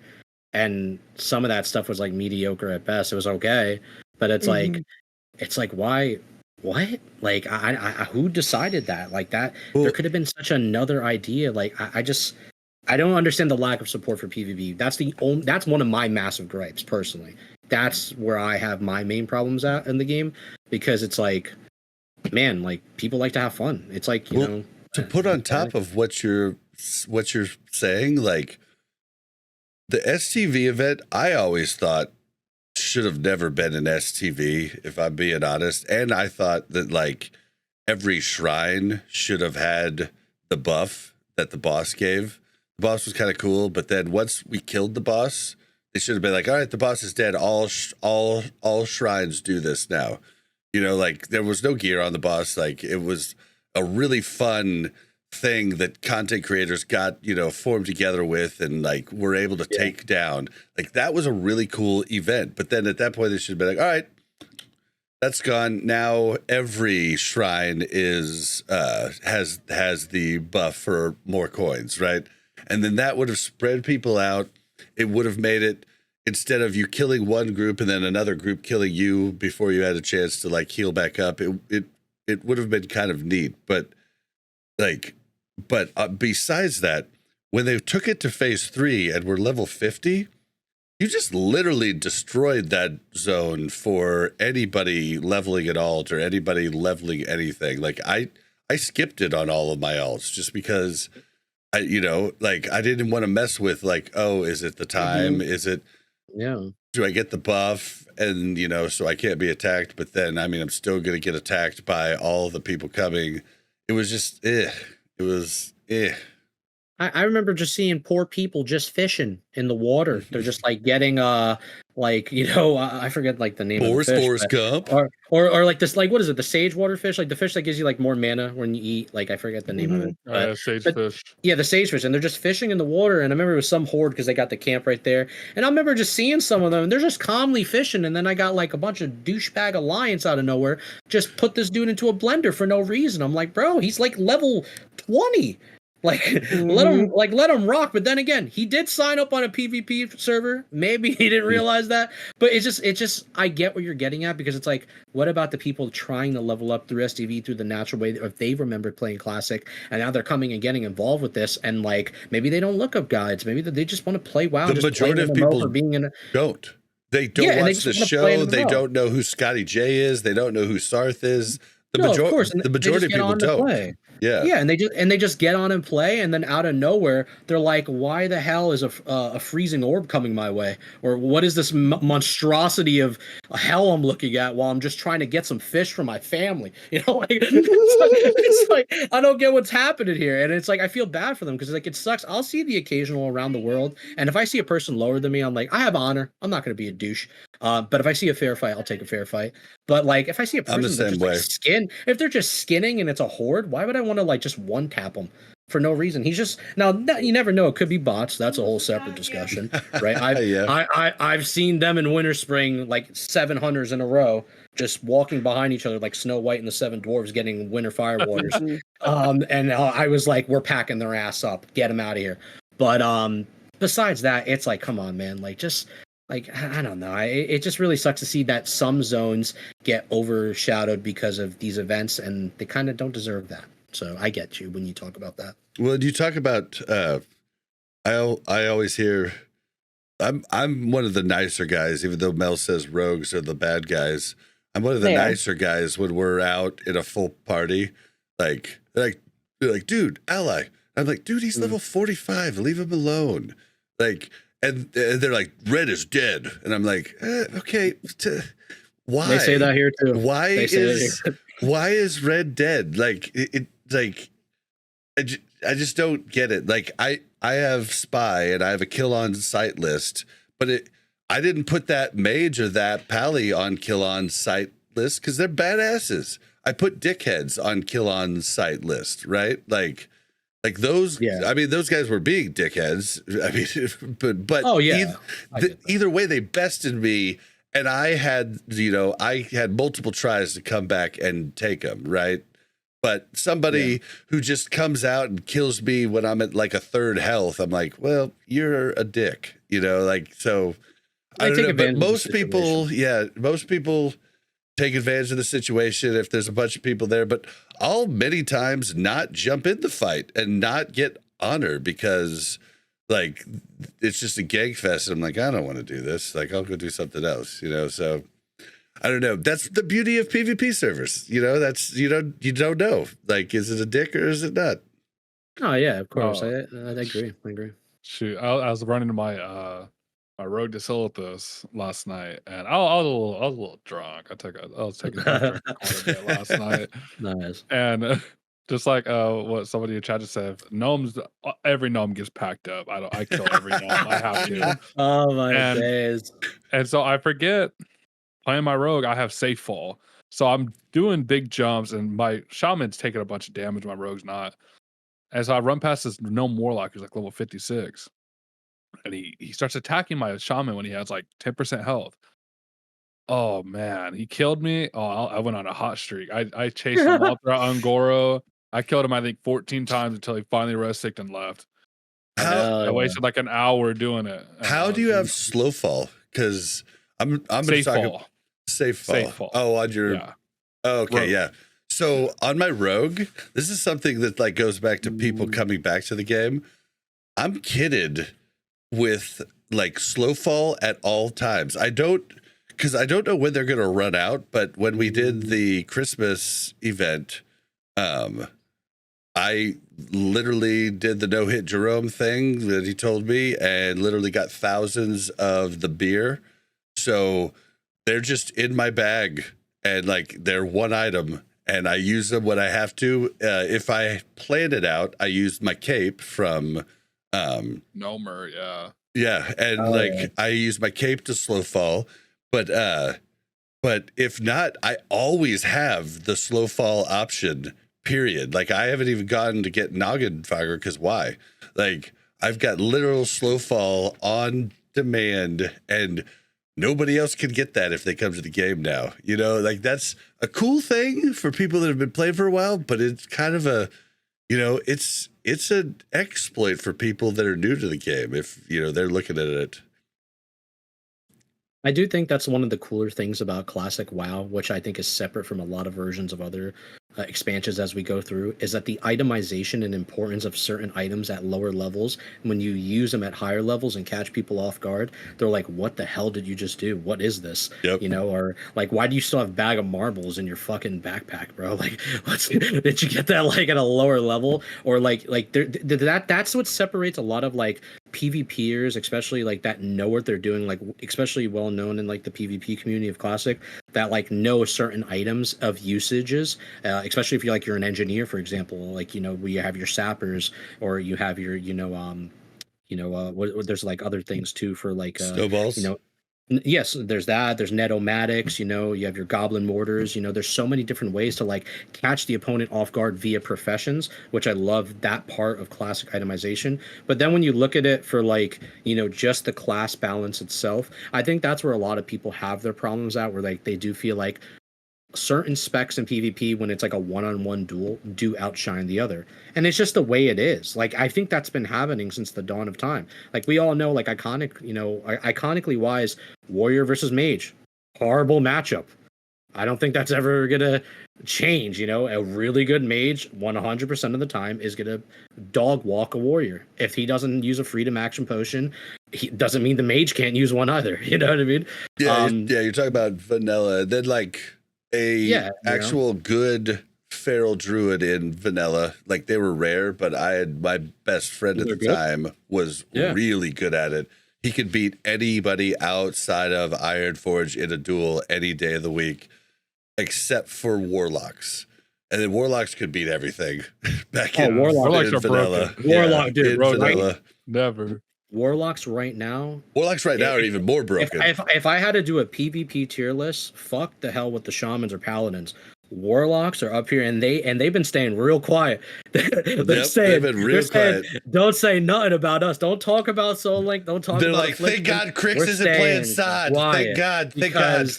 Warlocks are putting people into real crazy bad situations right now, and they are, you know, honestly, you know, listen, it is what it is. Like, you know, they've taken the hits with, like, you know, obviously Destro not being super good this phase, so they're good in other areas, in Affliction and PvE, right? You know, but I will say there is imbalances for a reason. I do think you always need a game that has weaknesses for certain classes, but also I do hope in the future, when we get to eventually the next version of WoW or phases down the line within SOD, where we start to see something that I don't think we talked about, which is something I've always wished for, is actual split balancing between PvP and PvE. And I don't know if we'll ever get to that point. Isn't that in retail? Yeah, it's in retail. And it's like, you know, this is how abilities work in PvP. This is how abilities work in PvE. And we can finally come to a solution on where we get to that conversation down the line. But that's up to the devs, right? If they wanted to do that. I don't want it completely different, but I really loved, I hated the extra health thing they did the first time in the PvP tests. Was it phase 2 or phase 3 they did it? It was either phase 2. Phase okay. 2 and phase 3. They mixed around with two different things. I believe. Yeah, well, they first did a huge health gain, and that weekend where we tested it, it was stupid. We literally did it under Wrathy Basin, and nobody died. The top kills were like 7 at the end of the 30-minute long Wrathy Basin.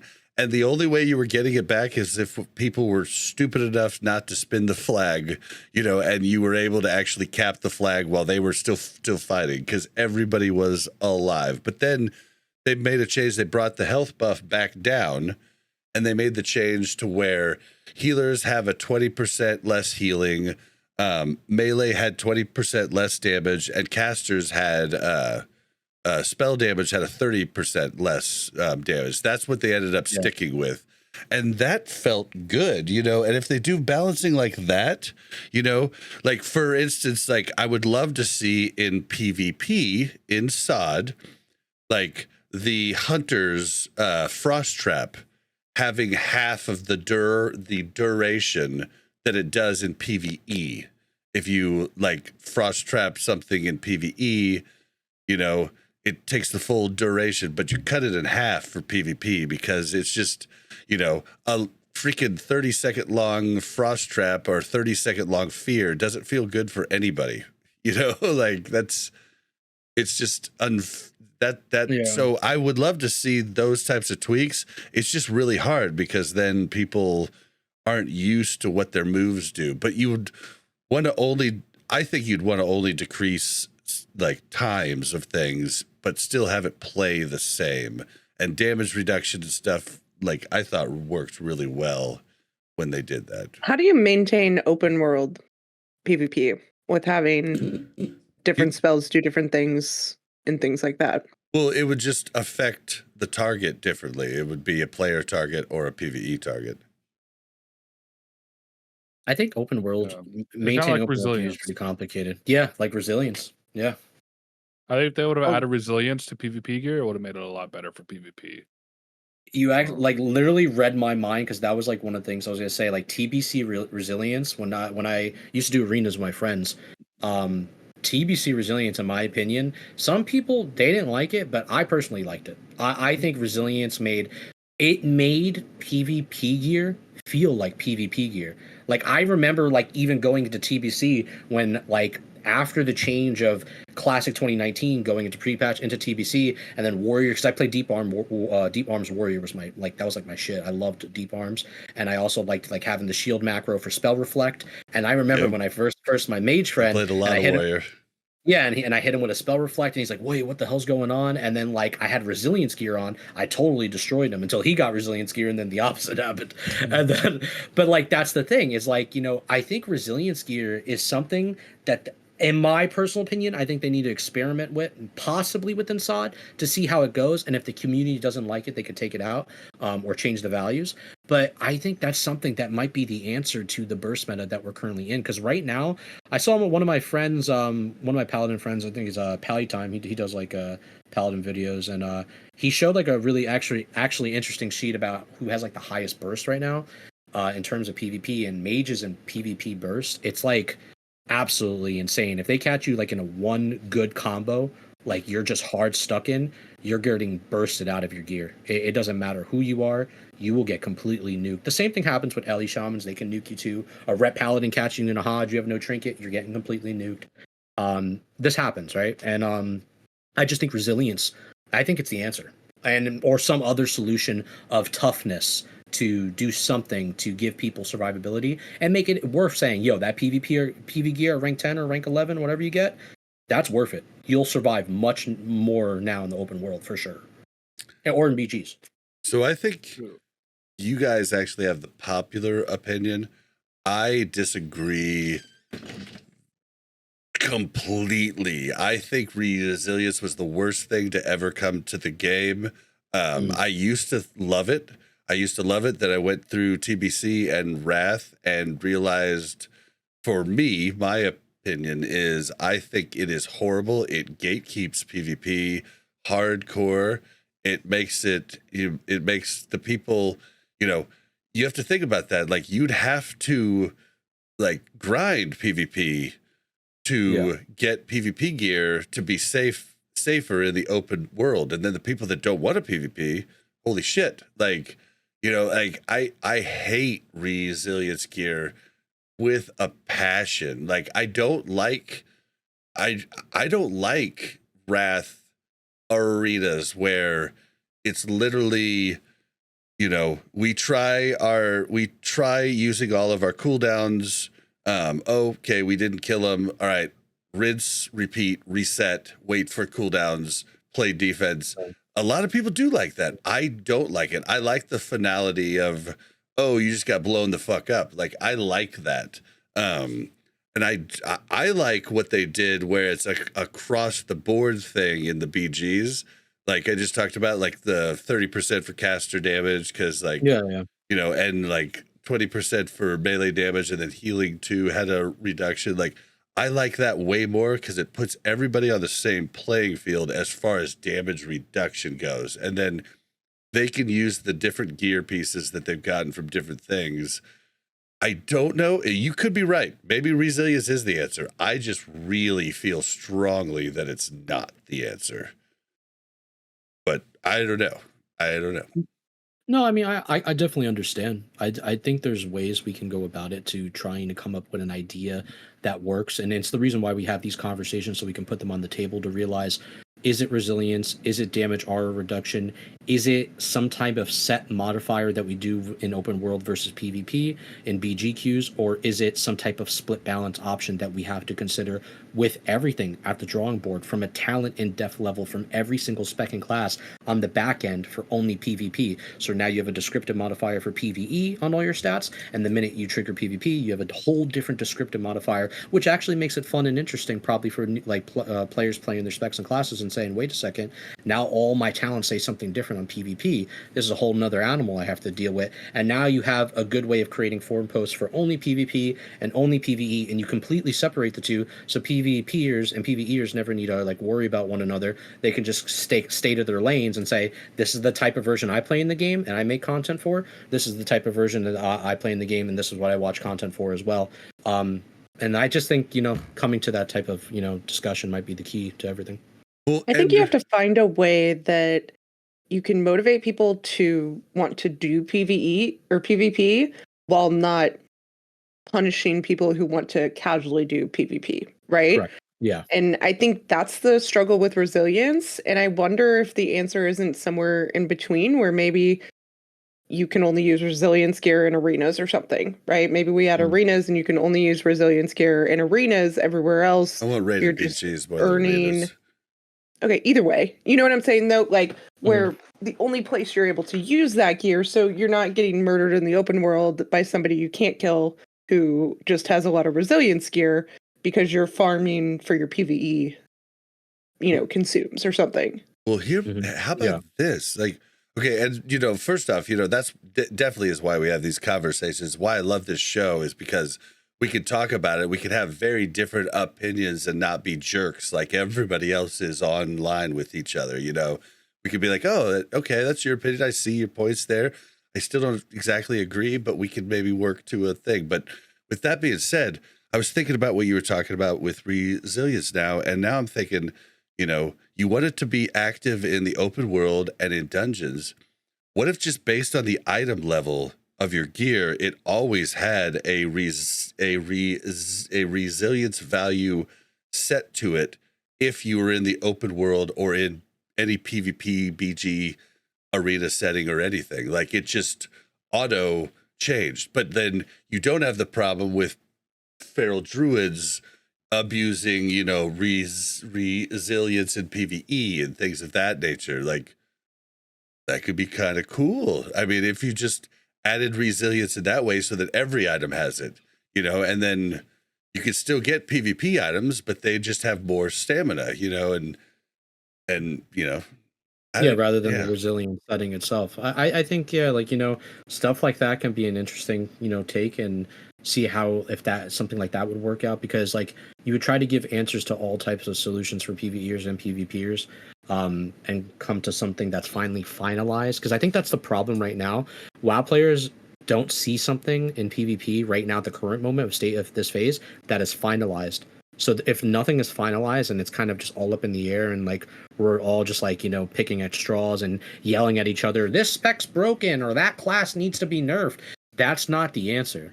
Just constant buffs and constant nerfs. There's a much deeper thing that needs to happen at the root of PvP, rather than just change paladins, don't allow them to seal twist or something that you would see on a forum post, or LE shamans can't do this, or rogues shouldn't be able to mutilate as hard, whatever it is, there has to be that deeper conversation, and hopefully, if they watch, they're cooking with this for sure, and they would hear us out. So Cheese Bags, who recently joined our raid, I raided with him for a few weeks in Cata also. Cheese Bags said in chat, he said, I seen a post on Reddit about putting targets on city leaders each week, giving massive Warsong Gulch AB AV rep for killing them. Could this be a thing that could? I mean, I do think raiding the cities was really neat, but you only got like a short time to do it in Wrath. I mean, basically, like if you didn't do it in the Wrath pre-patch, getting a group together to do it was almost impossible because everybody did it once for the achievement, right? But what if it just changed and this week, Stormwind and Thunder Bluff are the cities and you could go in and raid them. Actually, every time Dark Moon Fair was up, it better be Stormwind and Thunder Bluff, giving a huge reason to get huge groups to go and get your fucking buffs. Because god damn it, that is a pain in the ass sometimes. Like that kind of sounds cool. Yeah.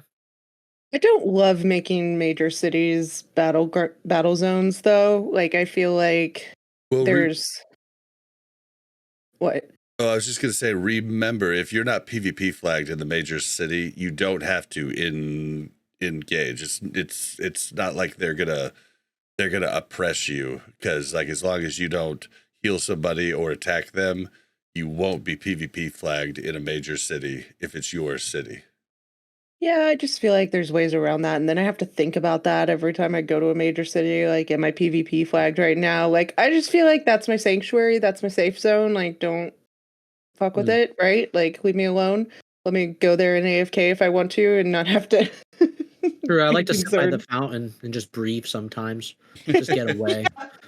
Like I like to take some deep breaths. Yeah, I like to just RP walk and check out the rivers by the stockades for sure. Do a hot tub stream in the moon well. That's what I used to do. Not that type of stream. I'll get packed for that one for sure. I literally did that. I did first time hot tub stream, and I had a screenshot of my warrior just sitting and chilling in the that's pool. The next Wowhead post, brother. I'll cover it next video. I got you. I got you, bro. Don't worry, I got it. Oh, it's good stuff. But I don't know. Yeah, but I just want some answers, like to end this out. I want just a couple ideas of what we could do to bring AB back and Warsong Gulch for the people like Warsong Gulch. But for me personally, how do we make AB great again? I think you have to, the honor has to be comparable to what the BRD event is. If it's not, you'll never get people in there, except for people who really, really love to play. And the people that really, really love to play are probably still in BRD because they still want honor. And so I think that's the first step. Cancel BRD is one. Cancel BRD, well, no, got it. I also think make BRD maybe not every other hour. Make BRD twice a day or something like that. You know what I mean? Like, I don't like the frequency of it as well. Yeah, the frequency is really, we didn't even cover that. Yeah, why isn't it just like 1 hour or maybe at prime time? Hours. Maybe make it you can only do it like twice a day or something.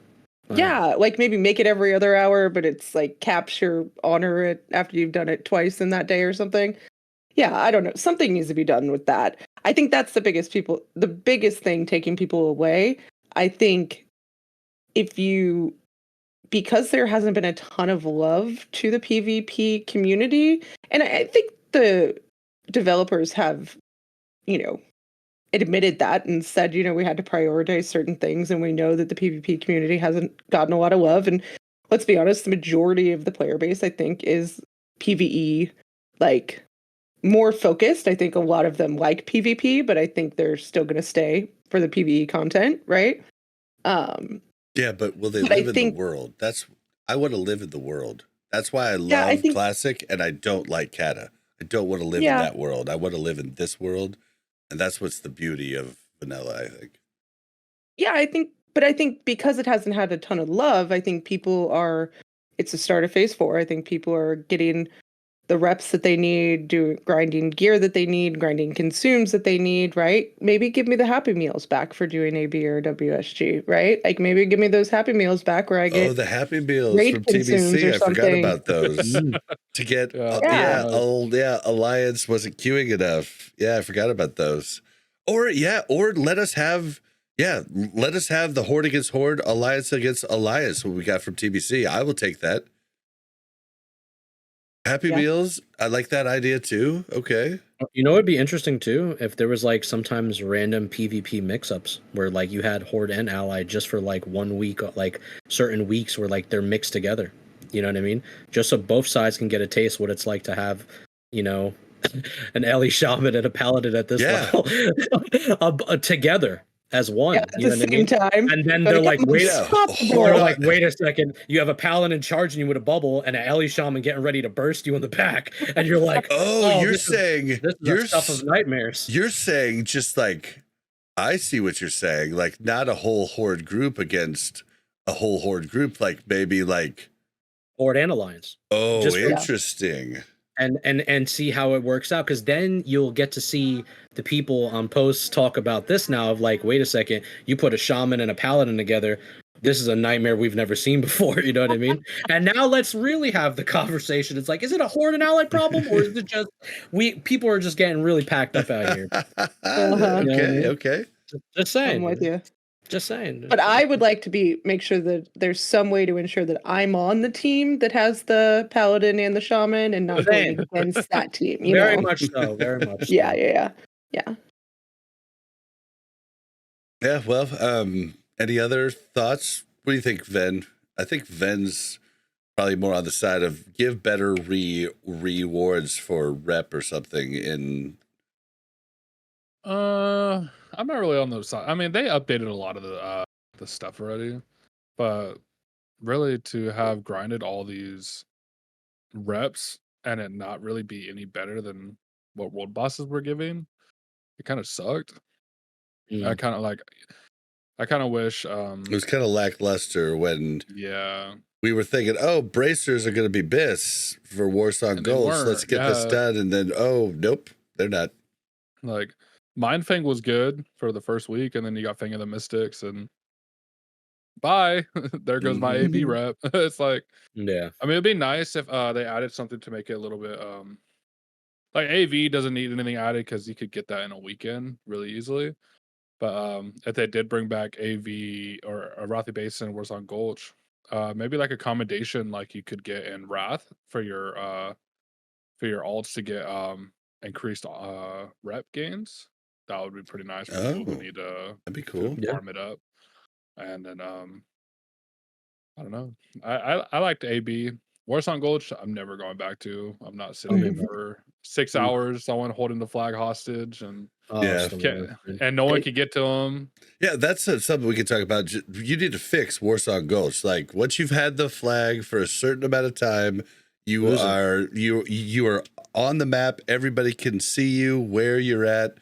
Then you start taking increased damage ticking. Even if you trade the flag off, unless it's been back to the hometown, you're still gonna have that same debuff. Like no matter who you pass it to, you don't like let it just be passed to somebody else and the debuff starts over. The debuff is on the flag until it goes back to home base. Like there's a lot of things you could do to fix Warsong Gulch. Because delete holding druids. It hostage was I'm kidding. Was crazy. The worst, like, dude. You see them get into spots and literally like you can't get into because you have to do some certain jump. And if you don't know the jumps that well, you're not getting in there. You're not touching them, man. Yeah. They hold it for. I remember. I think last phase they had an AB or a Warsong Gulch going where it went for like 2 days. The guy just ran an auto clicker, just never logged out, held it hostage the whole time. Oh my god! They farmed like over like 400k honor in a game because people just kept leaving and rejoining. That's so Get ridiculous. out of here. Yeah, I would not want that. I don't wish that upon my worst enemy. That sounds so miserable. I remember doing the Warsong Gulch Exalted Grind Phase 1 because I was like obsessed with I was like, I want to get my bracers, you know, I want to go crazy and get my fist, right? And then they had the audacity to say Phase 2. Well, everybody's getting 1,000 rep now, every hand in, if you just like, you know, do the silver thing. Once and I'm like, a day. I was like, bro, are you kidding me, dude? Like, I can't believe I just wasted my life doing Warsong that I'll never do again. Next time it's casual Andy, popcorn, feet up. I'm not ever doing that again. Shoot. That's the beauty of Arathi Basin. Like, no matter what, the longest game is going to be 35 minutes, and that's freaking beautiful. Like, that is beautiful. Whereas, like Warsong Gulch and Alterac Valley could theoretically go for days. Horrible. Yeah, it's definitely horrible. Yeah, they need to put a timer on Warsong Gulch or something. I think it's like you just have them take a ticking dot. You know, even like if they're holding the flag for too long. There's so many things you could do to fix Warsong, and they did somewhat fix Warsong the way it is in retail now. Like it's like Cataclysm that they fixed it. Also, give us Gilneas. Like, I love that BG too. That was Arathi Basin Light. It was beautiful too. Have you seen the new the remakes of Warsong Gulch and AB and Retail, Bob? I haven't seen Warsong Gulch since Cata. Oh, they remade Warsong Gulch. Look so good. Huh. Yeah, I can't wait to play it, bro, because I'm gonna be doing the War Within here soon, and stepping into PvP for me there, it's like a new horizon. I'm intimidated, but at the same time, like I can't wait to at least give it a shot and try it out, and then obviously make some videos on it talking about my first thoughts as a Paladin or just War Within so far. You know, giving it a shot for sure. I mean, yeah, I'm probably gonna do it too. They send me nice things and give it to me free, so it's kind of rude to not try it. Yeah, just you got any spare collector's editions? Dude, you should see the box they have sent me for Dragonflight. Man, dude, give me a hook. Yeah, there it is. Come on. Now my man that needs a hookup, brother. I know. There it is, dude. I want these collector's editions, man. This is the chest that they you can't see it because of my camera. Okay. Got an invis pod on, brother? I can't see it. What the heck? Oh wow. Holy schmoly. Yeah, it's a whole bunch of Yeah. They start sending them to my address, please. Like I'll take some boxes. Shoot. I'll have like the whole wall lined up right here. Just heck yeah, dude. I'll start fixing the wall. But yeah, Dragonfly with the dragon riding was awesome. Can we bring that to Sod? Make people freak. Yeah. No one living. Everybody. God. No, don't even. Yeah, don't do it. See, I don't like flying in Classic, but no, not in Classic. Dragon riding flying was what I thought flying always should have been from the beginning, where, you know, and it's a little too strong in Dragonflight, like once you work up your dragon, but I always wanted it to be like, you can use this thing to traverse, you know, stuff, but on a big time limit. Like, feel like, you know, you could use your dragon like once every hour and you could fly, you know, for a bit. Like that, you know, for about, you know, a minute you could fly someplace, like, and you fly as best as you can. Like, that's a cool thing. Whereas like flying TBC and everything and Onward was pretty lame. It's just you're floating in the air. Like, you're always going to float in the air if you can always float in the air, you know. But somebody takes off from a PvP fight on a dragon, you know, you could possibly chase them, you know. Like, that's cool gameplay right there. You know that they're going to have to get off at some point, but you're like, oh, do they have enough time to get to Stormwind? I'm going to catch them before, you know, like those types of gameplay things would be cool. But yeah, definitely, I don't think we could actually put it in. So I did like the Buddha rings they brought into Miss Pandaria, or the nets, the netomatics. Oh yeah, they knock you off. Knock you off, yeah. So those are great, dude. I don't know why things like that, dude. Like, okay, there were what are the things? Bolos. There were bolos in Ultima online where you could knock people off of their mounts. Why was that never in WoW? Yeah, I feel like there should have been something for like ground mounts to knock people off mounts. Because like you really can't. You can only get dazed by mobs. You can't get dazed by people, it seems like. So you never get off your mount. Yeah. It's All right. unfortunate. Well, anything last to add before we close this out? No, brother. I think we're all good here. Thank you for everything. Honestly, it's a pleasure. It was a blast. Honestly. It was a blast. This was great, and I appreciate you having us on, and I look forward to anything else in the future, brother. Oh yeah, definitely. You've got to you've got to come on more. All right, let me end this out. Don't forget to follow us on Twitter at WC Reloading. You follow the Mash Those Buttons Network at the Mash Network. You can send us your emails to WCRpodcast@gmail.com. If you'd like to join the Discord or have any of our links, it's WarcraftReloaded.com. How can you help the podcast? Ratings, reviews on Spotify and both iTunes. You can leave comments on the YouTube and give likes and hit that bell. You can join our Patreon, which is also at WarcraftReloaded.com. But the best way is tell your guildies about the show. Tell them about something we talked about. Link it in your guild Discords. Post this on Reddit. And when you're in Walmart the next time, just try it. Warcraft Reloaded for life. Just do it. People are going to look at you like you're cool. I promise. That's how you can help us. Ven, where can we find you? You can find me on Twitch at vendetta__TV. All right. And Mel, where can we find you? Not at Walmart with that type of things happening. So, She's more of a yeah. Target girl. She's more of a Target girl. Yeah, if you start doing it at Target, I'll avoid Target too, though. So, She hates you it can not because find me anywhere. she hates it because we'll go to Costco and I'll put my headphones in and we'll be walking around picking stuff out and I just start dancing like in the aisles and she tries to walk away faster and people look at me like I'm crazy and all I think is you're just not as happy as me. You just haven't figured out the meaning of life. Does he sing too while you're in Costco? Yes. No? Yes. Oh, I'm so Sometimes, sorry. yep. Sometimes, I'm so sorry. yep. I Here don't is go to cool. Costco with him anymore. Yeah. And HelloJTello, where can we find you? If I'm not usually at a local Denny's or a Wendy's, you probably would find me at HelloJTello on all types of social media. Much love to you. Lock it in and keep on keeping on, the usual. And you can find me on Twitter at Blazin_Bob. That's BLAZZIN_BOB. You can find this show and me live on Twitch often at BlazinBob. We'll see you guys next week. Much love to you. Much love, amigos. Bye. All right. Thank you very much for checking out Warcraft Reloaded podcast. Make sure to like and subscribe and hit that bell so you don't miss any future content.